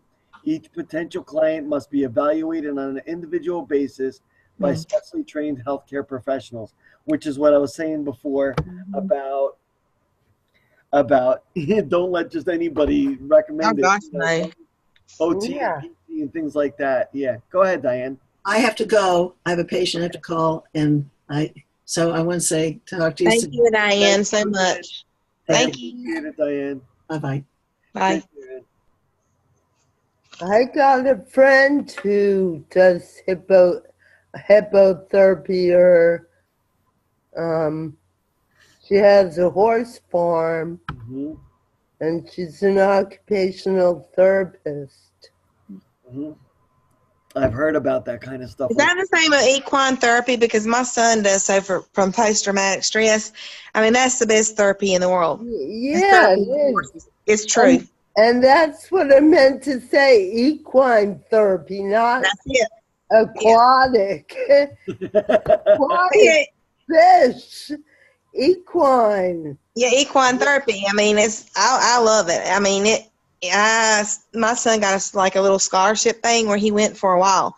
The best therapy, and I've always known that because I've been the horse guru, but I loved it. I mean, I love it, period. But all right. Yeah. We have like 20 minutes left, and I want to make sure I touch base on these next three things, which is huge. This is a big one, and it's a very sensitive subject. Hey, can I get an issue paper? I was starting this off telling you guys about the physical things that you could do, like the things you could buy and the body movements and stuff like that could help. Natural remedies for therapy after a brain injury. I didn't get into spiritual because generally speaking, like on our conference calls and the support calls we don't get into religion. Tell me that. Because I don't like there's way too many people and too many different choices out there. But I will talk about the power of prayer, and that doesn't that's not saying anybody's prayer is right or wrong. It's just the whole idea, the overall thing. And I wrote a big thing on this. When I was getting my degree after the brain injury, I was going back to school. One of the things that I was fascinated with doing, especially cultural science, was religion, and the power of praying on healing has long been debated, but pretty hard to prove to everyone's satisfaction because opinions vary. The following are excerpts from an ABC.com article on healing with prayer. There have been over 190 studies on what they call remote healing, which is funny because we were talking about that with Diane before. One such study was conducted at Mid-America Heart Institute in Kansas City, Missouri. Dr. Harris wanted to make his experiment impervious to any placebo effects. He did not tell patients they were being prayed for, or even that they were part of any experiment. For an entire year, about 1,000 heart patients admitted to the Institute's critical care unit were secretly divided into two groups. Half were prayed for by a group of volunteers and the hospital's chaplain. The other half were not. All the patients were followed for a year, and then their health was scored according to a preset rules by a third party who did not know which patients had been prayed for and which ones had not. Wow. The result, the patients who were prayed for had 11% fewer heart attacks, Awesome. strokes, and life-threatening complications. Dr. Elizabeth Targ, a psychiatrist at the Pacific College of Medicine in San Francisco, has also tested out prayer on critically ill AIDS patients. All 20 in the study got pretty much the same medical treatment, but only half of them were prayed for by spiritual leaders. Ultimately, 10 of the prayed for patients lived, while 4 who had not been prayed for had died. Wow. In a larger follow-up study, that same Dr. Targ found that people who were receiving prayer and remote healing had 6 times fewer hospitalizations, and those hospitalizations were significantly shorter than the people who received no prayer and distant healing. I was sort of shocked, and I love hearing this from a medical professional because we're taught rule out religion. Yes. So anyway, in a way, it's like a witnessing a miracle. There is no way to understand this from my experience and from a basic understanding of science, which contributes to what I was just saying. At least someone's acknowledging it. Well, but I would like to say 2 things there, because for a while there I was studying it. There is a very distinct difference. They could overlap. Don't get me wrong. Of course. There is a difference between religion and spirituality. Absolutely. And it's how you live the life and the things being Amen, light bulb. Yeah. And spirituality is more, comes from the inside. It's more you and your own. Yeah. Religion is different viewpoints, what other people think. Yeah. And Well, I wanna finish reading this because, and I'm sure Susan will also contribute to what I have to say when I'm done reading this, because I have my own viewpoints on this whole thing. But anyway, the final verdict on the prayer is still not in, says Gary Posner, a skeptic of remote healing, who says most prayer studies to date have been sloppy and untrustworthy. I suspect that 50 years from now, people looking back at this genre of prayer research will kind of shake their heads and call it junk science. Chance alone, he says, might account for the effect that they thought was due to the prayer. I think the skeptics will remain skeptical and the believers will believe, so all the studies in the world will probably not change minds. I personally believe prayer helps and will continue to pray. What if I'm wrong? Well, it certainly does not hurt my daughter to be prayed for, and I do think of the act of prayer has a positive impact on the well-being of those doing the praying. I know that my wife and I gained a lot of strength from the care and concern we got from hundreds of people who prayed for Ashley. Now, this is a quote from this gentleman. It's God. The funny thing is, and this is my viewpoint on this whole type of thing, is, and me and Anna talk about this all the time, especially in a schooling environment with children with special needs. I'm doing it on a daily basis, even with the clients that I work with on a regular basis. It's positive mindset. It comes, like Susan was saying, it comes from within. Who you are is going to have the impact of how it's going to impact your life and how you're going to view things. And when you have that positive scenario, when somebody knows they're being prayed for, it, you know what it does? Peace of mind. True. Done. Yeah. Regardless to what your beliefs are, if it's Christianity, Buddhism, whatever the case may be. Right. It's the positive mindset that somebody's wishing the best for you, gives you a positive attitude, and that positive attitude will help uplift you. Those people that, like my grandfather had died, and my grandfather and my uncle were the best of friends and brothers. They were the only family they had with each other. When my grandfather died, within 8 weeks, my uncle died, and he was completely, perfectly healthy. But he lost his other half. You know? And that's the impact of what it does psychologically and the impact it has on your body. And that's the mindset. That's how your body controls how you feel. Your mind controls how your body's going to react.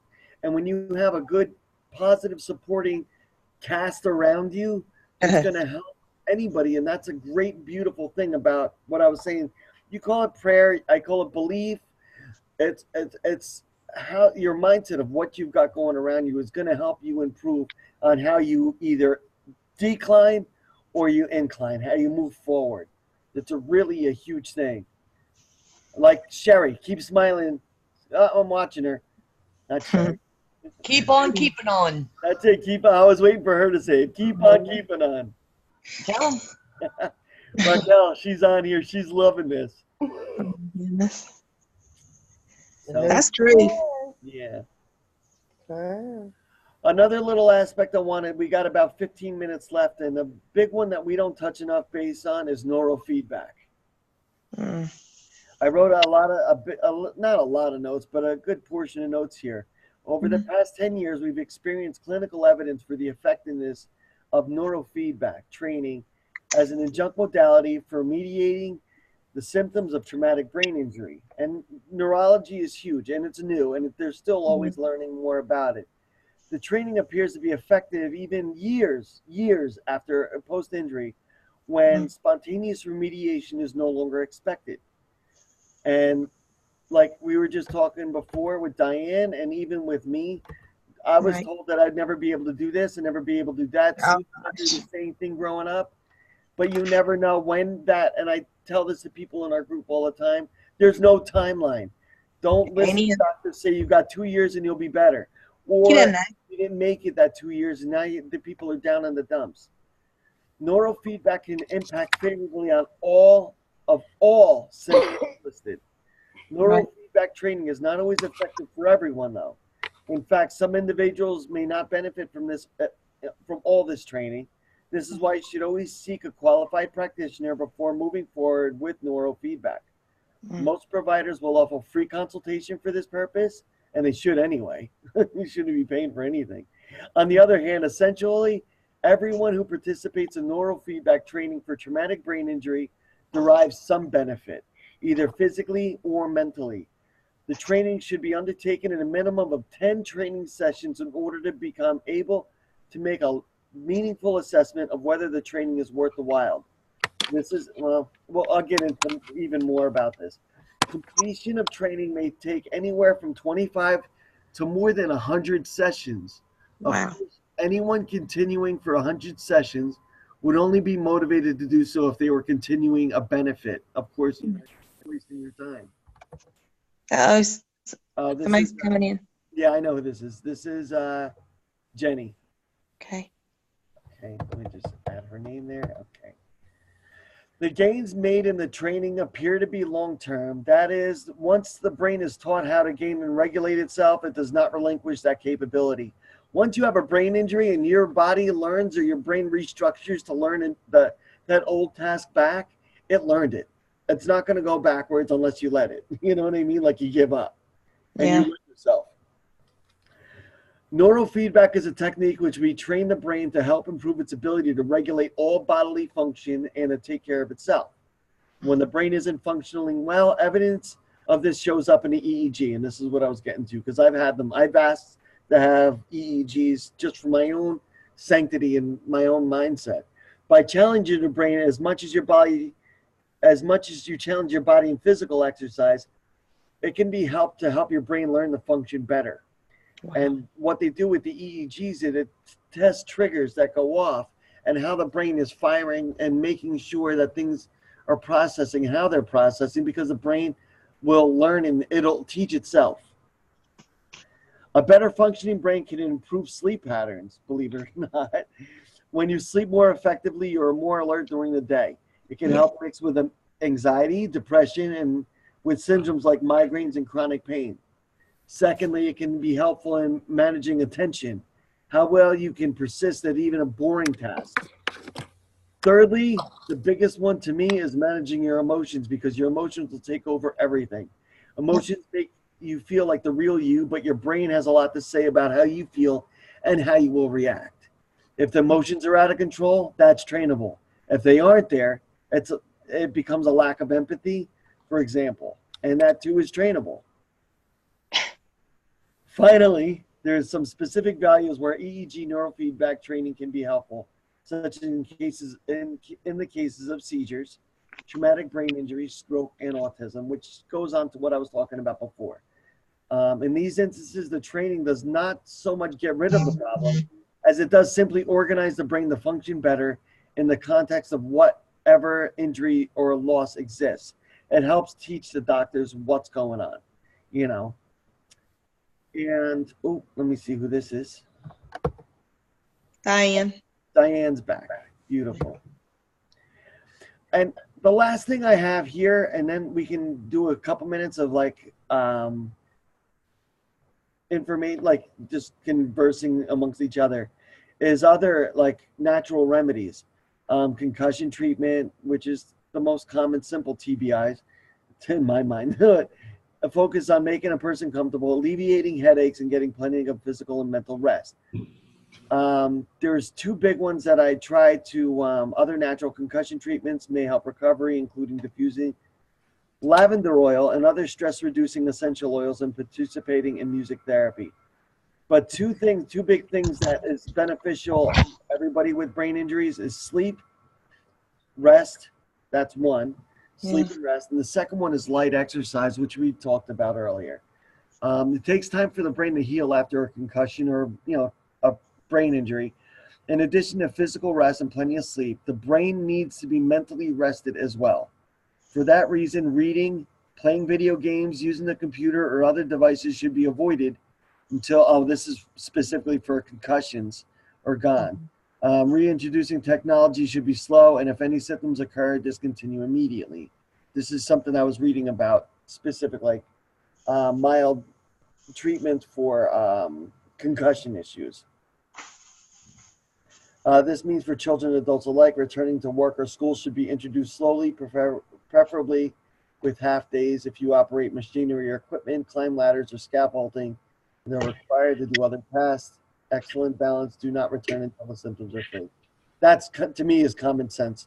When we were talking about exercise, and as mentioned above, in the immediate days following a brain injury, rest is an imperative part of concussion and brain injury treatment, and following a doctor's orders is recommended. However, a new study shows that there may be benefits to adding light activity sooner than originally believed, particularly for children and adolescents. The study took over 3,000 students with acute concussions and brain injuries and found that activity within 7 days is associated with reduced risk of persistent post-concussive and brain injury symptoms.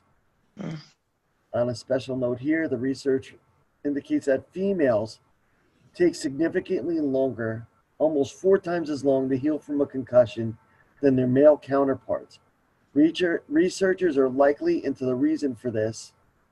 However, no definite answer is clear. While males typically recover within 7 days from a mild brain injury and a concussion, it can take females 28 days for the concussion or brain injury symptoms to subside at the same levels. And I found a link for this about the video for this one, which I thought was outrageous. So I want to share this with you. I can't see if anybody's raising their hand. Yeah, I mean, will you have this video like that I could, there's a mother, and I don't know if you've heard of her yet. I don't know how to keep these dings from coming in. Her son passed away to a brain injury, football brain injury.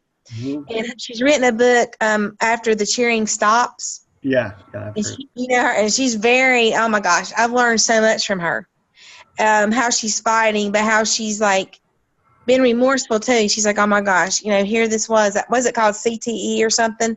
And somebody posted something recently about what's come out in California, where they're going to be changing things about sports. I think it was tackle football or something from the years up to 14 years. But like, it's like she really, I'm understanding and learning her inside too. But I've had a concussion. I used to play softball. I worked for DMV, but I got line drive. I was a pitcher by my coach. It hit me in the head. So, but when I hit, I'm going to tell you this right now. I couldn't tell you anything. I didn't know my name. I didn't know who I was. I couldn't tell you anything. Yeah. And the recovery for that, I cannot tell you. Oh, my gosh. It was weeks upon weeks upon weeks. And I had to take leave from work. Mm-hmm. But it's like every question they asked me, I didn't know. Who are you? I don't know. What's your name? I don't know. What day it is? I didn't know anything. So, needless to say, I tried to get back up on that horse, but I tried to pitch, but I always I hit the ground every single time, because ever since then I was like, I don't want to get hit in the head again. So yeah, well, dizziness is one of the first biggest, and vomiting is two of the big things that is usually occurrence from a concussion. That's, if I'm not mistaken, what I saw. Go ahead, Diane. Talking about sleep, there's restorative sleep is different than just regular sleep. Mm-hmm. And that's when the brain repairs. And to do that, you have to go through 8 cycles of REMing and non-REMing and REMing and non-REMing. The difference is, if all of you have had a dog somewhere, right? Yes. Okay. And when the body's in non-REM, you see the dog is, the peripheral nervous system is paralyzed. But that's when repair is going on. Wow. And REMing, you see the dog moving. Yes. When you're having the repairs going on. And it has to go through 8 cycles. Wow. That's very, very, very important. And that to get the brain to heal is to have those 8 cycles. So that's very, very important right there. So the sleep is essential for the brain to heal. And for the brain to heal, we really haven't talked about is the eating, what you eat. What you eat affects your brain. And there's certain foods that you should not be eating. Yeah. So I agree. That's a whole other show, right? Yeah. Well, I want to do it about dieting, because that's a huge one. Because like I was saying before, what you go through emotionally has an impact on your recovery throughout after you had a brain injury, but also it's what you're putting into your body. And Diane and I have talked about this before. It's what you're putting into your body is also going to have a part in your emotions, your rest, and your digestive system, and how your body is going to absorb those nutrients in your body. And they all work. It's a cycle. They all work together. So no, that would be a great idea for another radio show that we could do. Definitely. I mean, I'd like to hear Diane's opinion on the gluten stuff. I mean, just stuff that's going on now. Yep. I have a video, if you guys are interested, and I found this, and it's concussion recovery is slower in girls, mounting evidence suggests. And I thought this was fascinating. Before you start, about the difference between, there's a definite difference. If everybody wants, the male brain is distinctly different than the female brain. The hubs are different. And if you want to have some humor, go to on YouTube, men's brains versus women's brains. Oh gosh, I need to write that down because I need some humor. You go to the bathroom beforehand because you're going to pee in your pants. So just what is the humor? What'd you say it was? It's on YouTube, men's brains versus women's brains. Yeah. Oh my gosh. Here I am, a single mother trying to raise a son, and I know it's so daggum true. So the reason why the recovery is different is because a male brain is different than a female brain. Now I want to make when I say a female brain, it doesn't have to be in a female body. Right. I had a heterosexual couple where she had the male brain and he had the female brain. Wow. And in my homosexual couples, is that they're usually one has the male brain and the other one has the female brain. So it's we're talking about the brain, not the physical. It doesn't matter, but what you're saying makes sense. I mean, total sense. Yes. Really. And when you see that, so because of that, and matter of fact, here's a little trivia for y'all. Right there, right on the left-hand side. This right. Excuse me. Right-hand side, right there. Right-hand side, I had it right first. Okay, is where females hear the baby cry. Okay. Males do not have that center. And so when the wife says, why can't you hear the baby crying? Because they don't have it. That's amazing. They just Thank you so much for that. I wonder, because it's so amazing how a woman's child could be with a bunch of other children and you know your child's cry and all the cries or whatever. It's amazing. Yes. Wow. So it's over here. And so the way the hubs, because the brain is made up in hubs, is the way it's firing. So if the male brain is more compartmentalized and women's brains are all interconnected, that's why it takes longer, because you're having more interconnection. Interesting. That is really interesting. That proves my point. What are you trying to say? I'll have Diane. I didn't say anything. You guys are doing all the negative. talking. Diane, he's been negative lately. I haven't said anything. No, that's because you don't think you can dance anymore, and you're being negative, and you're talking about prayer. We need to pray for you on your singing, because you've been not saying you sing very good. Well, I witness you can sing. I mean, maybe not the range. I've got the problem too, because I've been a professional singer. See, I keep doing like this because I've had loss of hearing, so I can't hit certain range myself anymore. But I'm trying to retrain and relearn, because I get put on the spot all the time for the national anthem. And that's the hardest thing you can do, because if you start out too high, you know what happens. You're done for. So Pink did a great job, didn't she? Yeah. Yeah, Pink did a great job. I put myself through college. I told you about being a massage therapist. Yeah. I had my guitar and sang in the coffee houses. Oh, man. That's so cool. And she did. I'm a crunchy granola. And she was sick. I got so mad at people. I saw her spit out the part, but then she had the flu, and she still nailed it. She nailed it. I was just like, oh, my gosh. Yeah. She did. I have to agree with you about that. And they're trying to compare her to Whitney Houston. There's no comparison. I get so tired of that. Compare this person against that person. Really? Everybody's got their own style. But I thought she did a very, very good job. Very good. Of course, poor Justin got beat down too. Oh, here it is. Concussion recovery girls.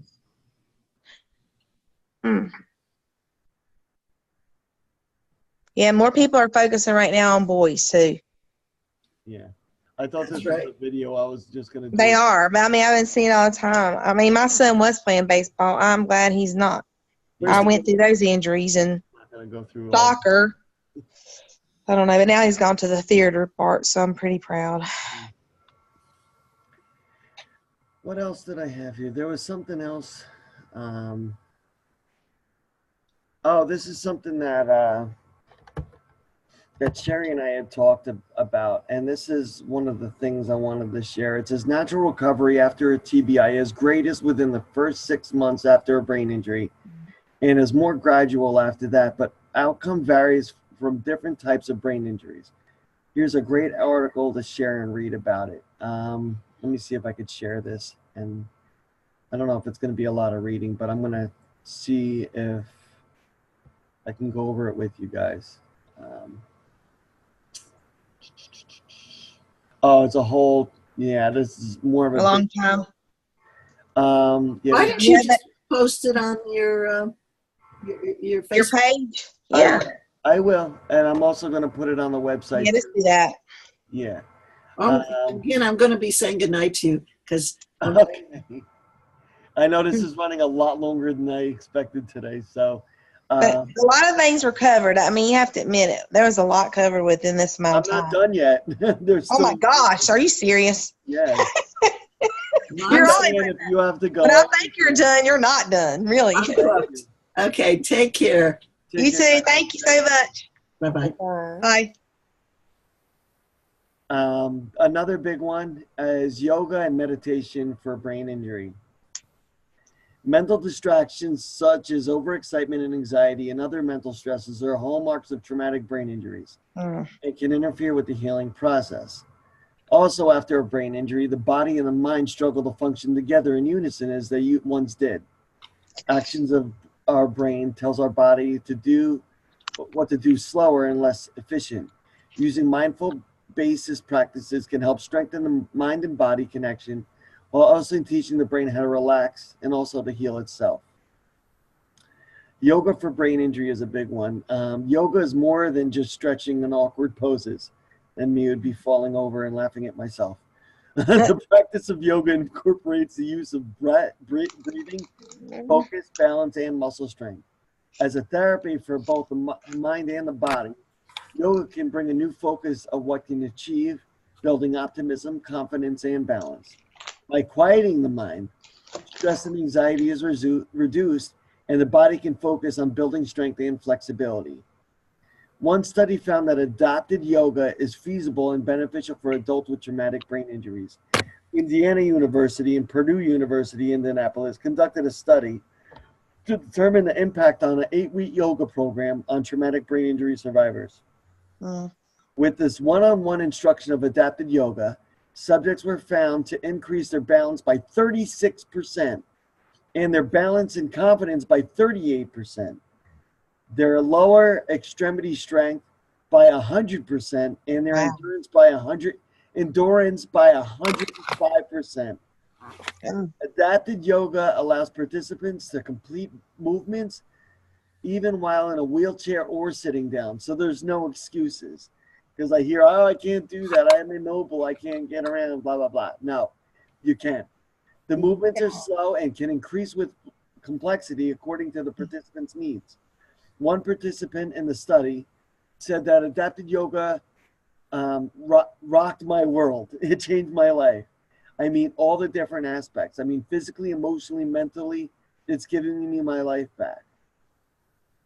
For this one gentleman, Kevin Pierce, a professional snowboarder and candidate for the 2010 Winter Olympics, yoga and meditation has contributed to his recovery after a long-changing traumatic brain injury. Kevin's accident left him dependent on wearing glasses to correct his vision after his head injury, among other physical and mental limitations. Miraculously, he found that after his first yoga class, he was able to drive home without an aid of glasses. Oh, wow. Been on for 5 years. Was it snowboarding accident? I don't know how he had the brain injury itself. I think it was a traumatic, like a car accident or something. Oh. Although the significant change did not last indefinitely, he has found that consistently attending yoga classes have allowed these positive changes to continue. In 2014, Kevin and his brother Adam began the Love Your Brain Foundation, and I have a link to it. It's a nonprofit aimed at offering support to TBI survivors throughout the country by the way of providing affordable yoga and meditation classes. These classes are tailored to meet the needs of TBI survivors. Well, was Adam not, excuse me for interrupting, I need to find out. There was a, somebody that was in a, gosh, was he in Olympics or not? His name was Adam, and he did pass away from a traumatic brain injury. I thought his brother was in the Olympics.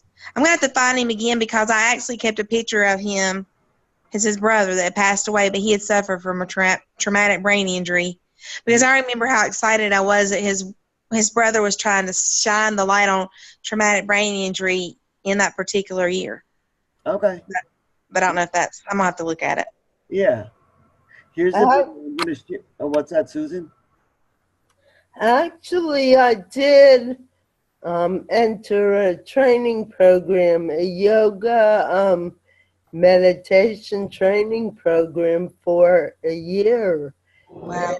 I've seen some great things. Yeah, I have meditation, something that I was going to get into next, which is another thing. And we've talked about that with a lot of different survivors in the group too. So I'm going to go into that, and I want you to share more about that, Susan. And part of the training was for me to teach meditation and share yoga and different kinds of yoga.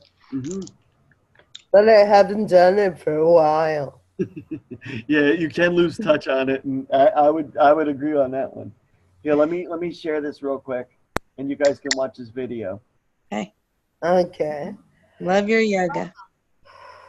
In the next 10 minutes, I'm going to share some information about the Love Your Brain Foundation and our national yoga program for the traumatic brain injury community. Son, are you okay? The Love Your Brain Foundation is a nonprofit that aims to improve the quality of life of people affected by traumatic brain injury. Are you okay, baby? Message Are you sure? Are you even? Gosh, you got me concerned. Okay, so I'm sure. I can't hear. We've included the photos of some of our team. Adam and Kevin Pierce, the founders of our organization, are at the top. There's the two guys. There's me, Kyla at the bottom, alongside of Kim, my colleague.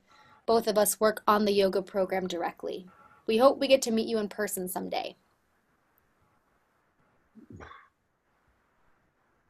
Adam and his brother Kevin founded Love Your Brain 4 years after Kevin suffered a near-fatal TBI while training for the Winter Olympics. Oh, he was training. If you haven't seen it yet, The Crash Reel is a documentary that describes how Kevin and our family's lives changed following Kevin's TBI and what we learned in the process. I highly suggest you check it out. One of our biggest learnings has been the importance of community for healing, and that unfortunately many people affected by TBI feel isolated and disconnected. That's one of the main goals of our yoga program, to bring together anyone who has had a TBI and their caregivers in the supportive and empowering space of yoga classes tailored to their needs. To give you a better sense of how our organization started and what we're focusing on now, let's watch this short video together.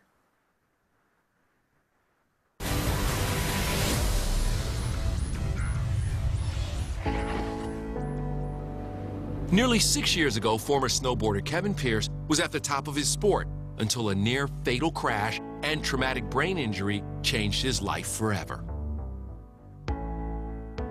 Now, through his foundation called Love Your Brain, Kevin has become a national spokesman for recovering brain injury survivors. Sharing his story along the way, he seeks to convey one simple message. There's nothing more important than your brain, and you need to love it like you love anything else in life. For me, it's going out there and talking to these millions of people that have injured their brains, that do have the ability to heal, and providing that help and support has been very impactful and very cool for me to be able to do something that feels like it's so needed right now in such a huge way. Love Your Brain is not only the message that Kevin and we all live by, but turned into this foundation, the Love Your Brain Foundation. And what we're really all about is creating community to improve the lives of people with brain injury. The Foundation's latest initiative is to help that community through the spiritual exercise of yoga, teaching and incorporating techniques aimed specifically at brain injury survivors, beginning in Kevin's home state of Vermont. The number one thing I feel like that has healed my brain the most is yoga. It was just like the most amazing thing for me to be able to just like calm my brain and calm my mind and just like slow down, yet I was moving. I'm a physical therapist. I used to work in a rehab hospital where I was working with brain injuries and spinal cord injuries. I'm hoping to gain better knowledge how to support my patients that I see and to better understand their mind-body connection. Brain injury people need this desperately, and his charisma and his ability to get this out will be huge. It's the perfect way to get someone who has difficulty with social issues involved, because yoga people are wonderful people and they're accepting, and it just feels good. With a traumatic brain injury, there's so much physical rehab that you go through that sometimes the spiritual side of thing and the mental side of thing gets left to the wayside. And that's a big proponent of how somebody recovers from something, is how they can feel confident in themselves and see a future. He will never be a world-class snowboarder again, but ironically, Kevin's crash has given him clarity in the years since, allowing him to carve a new path to enlightenment for himself and for others around the world.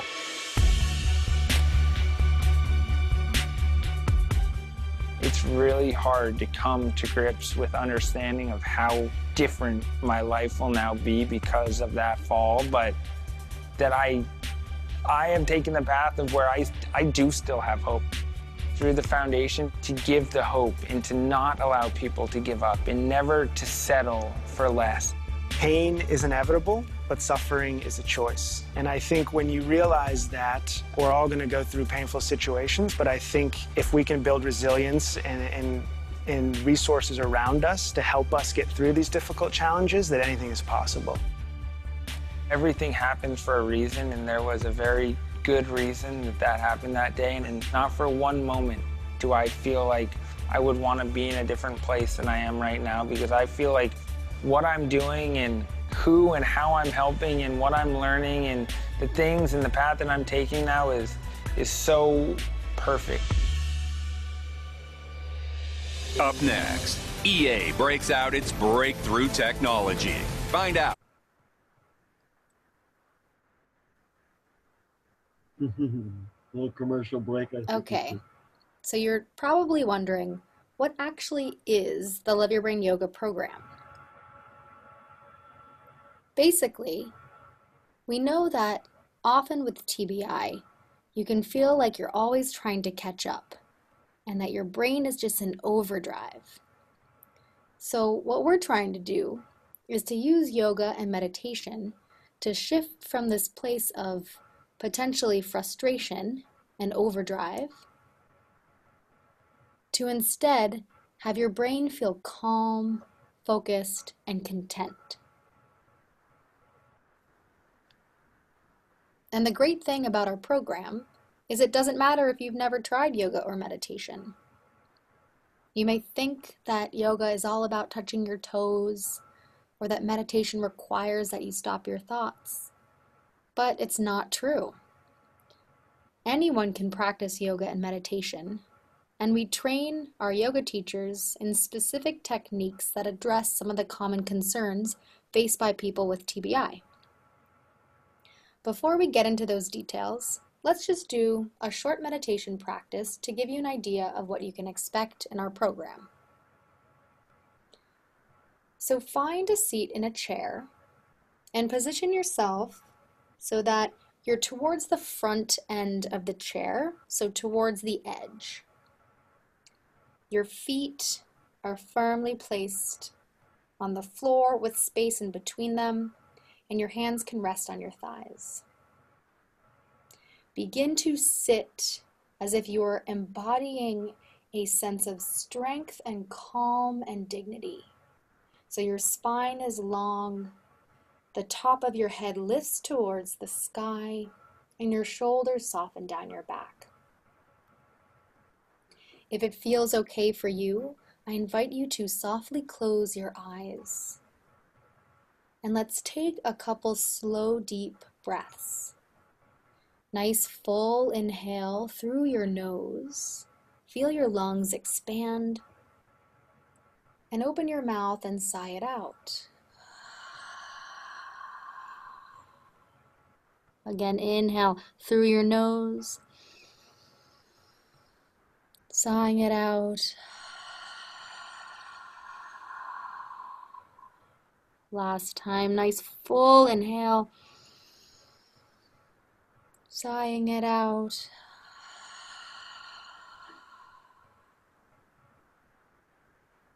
Allow your breath to return to its natural tempo,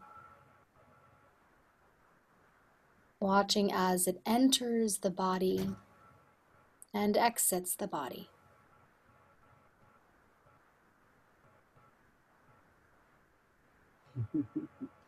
Okay, Move your awareness to the top of your head. See if you can notice any sensations here. I don't want to get into a big overzealous thing about yoga on here.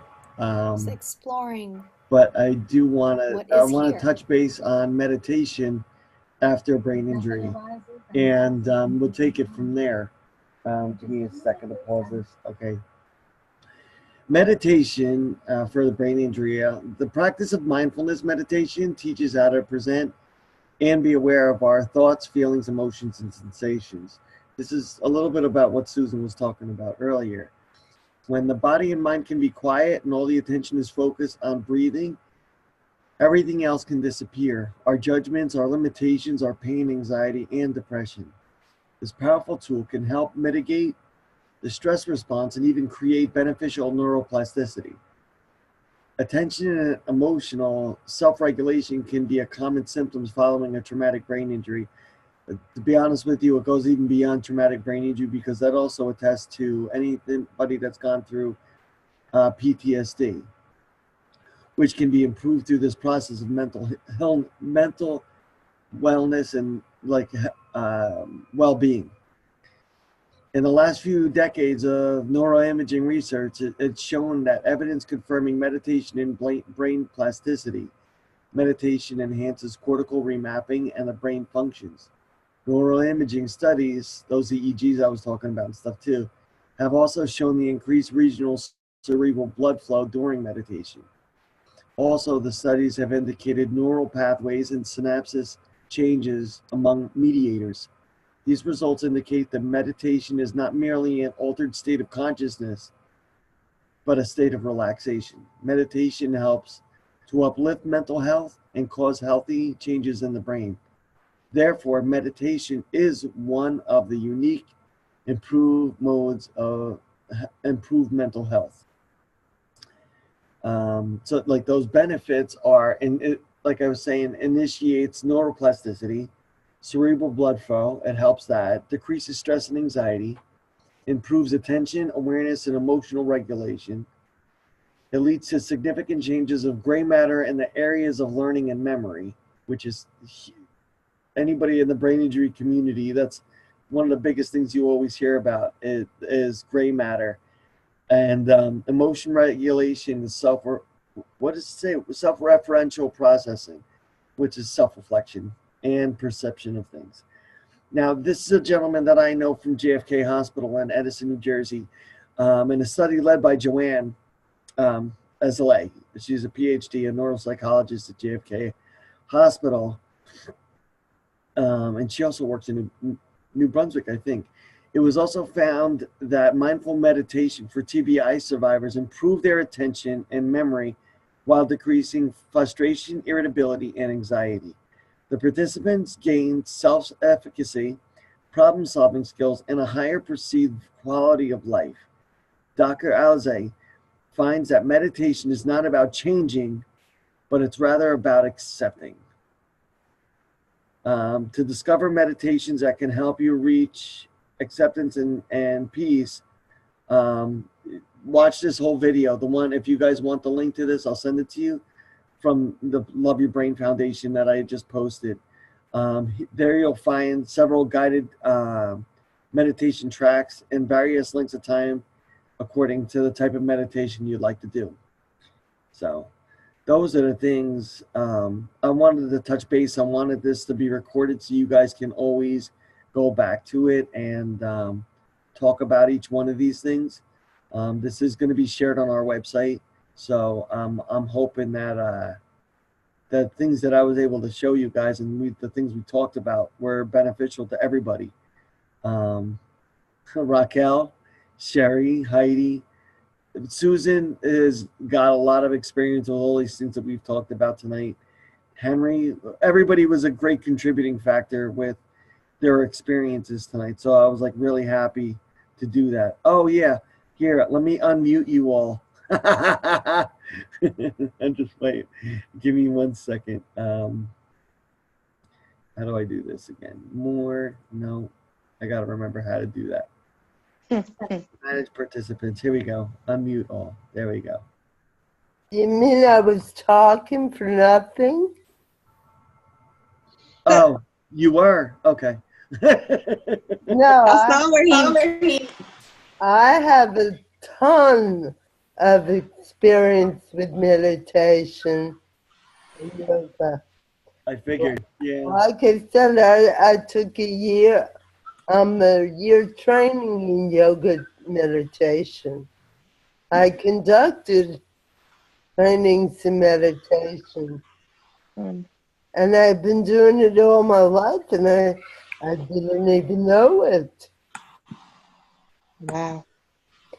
Because eventually you get to a point where you have to say stop and just accept things the way they are and start from there. So a good meditation is let it go. Let it go. Whatever you want to let go of, whether it be a disparaging remark or anything like that, just say let it go.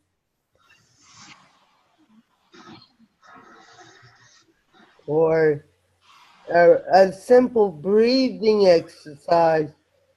In with the good energy, out with the bad. Let it go. Focus on yourself. Don't care what anyone else has to say. They're not going through it. You are. Amen. Amen to that. I need to hear that. Well, it's now 10:30, so we've been on for 2.5 hours. I know, Mike. I still have to process this and save it and do all kinds of work before I Email have. it to us. I'm sorry? Are you posting it on the page or? No, it'll be on our website. I'll have it on there. Okay, I'll just go on there and take notes from there. Yeah, and I could share the information of the written text that I have as well with you guys. I'd appreciate that because there are a lot of things that Diana said that I really need to check into. Okay, well that part that's the recorded part. That's not the written part. Okay, well, that's fine. All right, guys. Thank you. Say bye, Michael. Bye, Ann. Bye, Henry. Bye, Heidi. Tell them all bye. Bye. Bye. Good night. Yeah. Thanks. Yeah, take care. You too. Thank you. You're welcome. Bye. Bye. Know how to leave.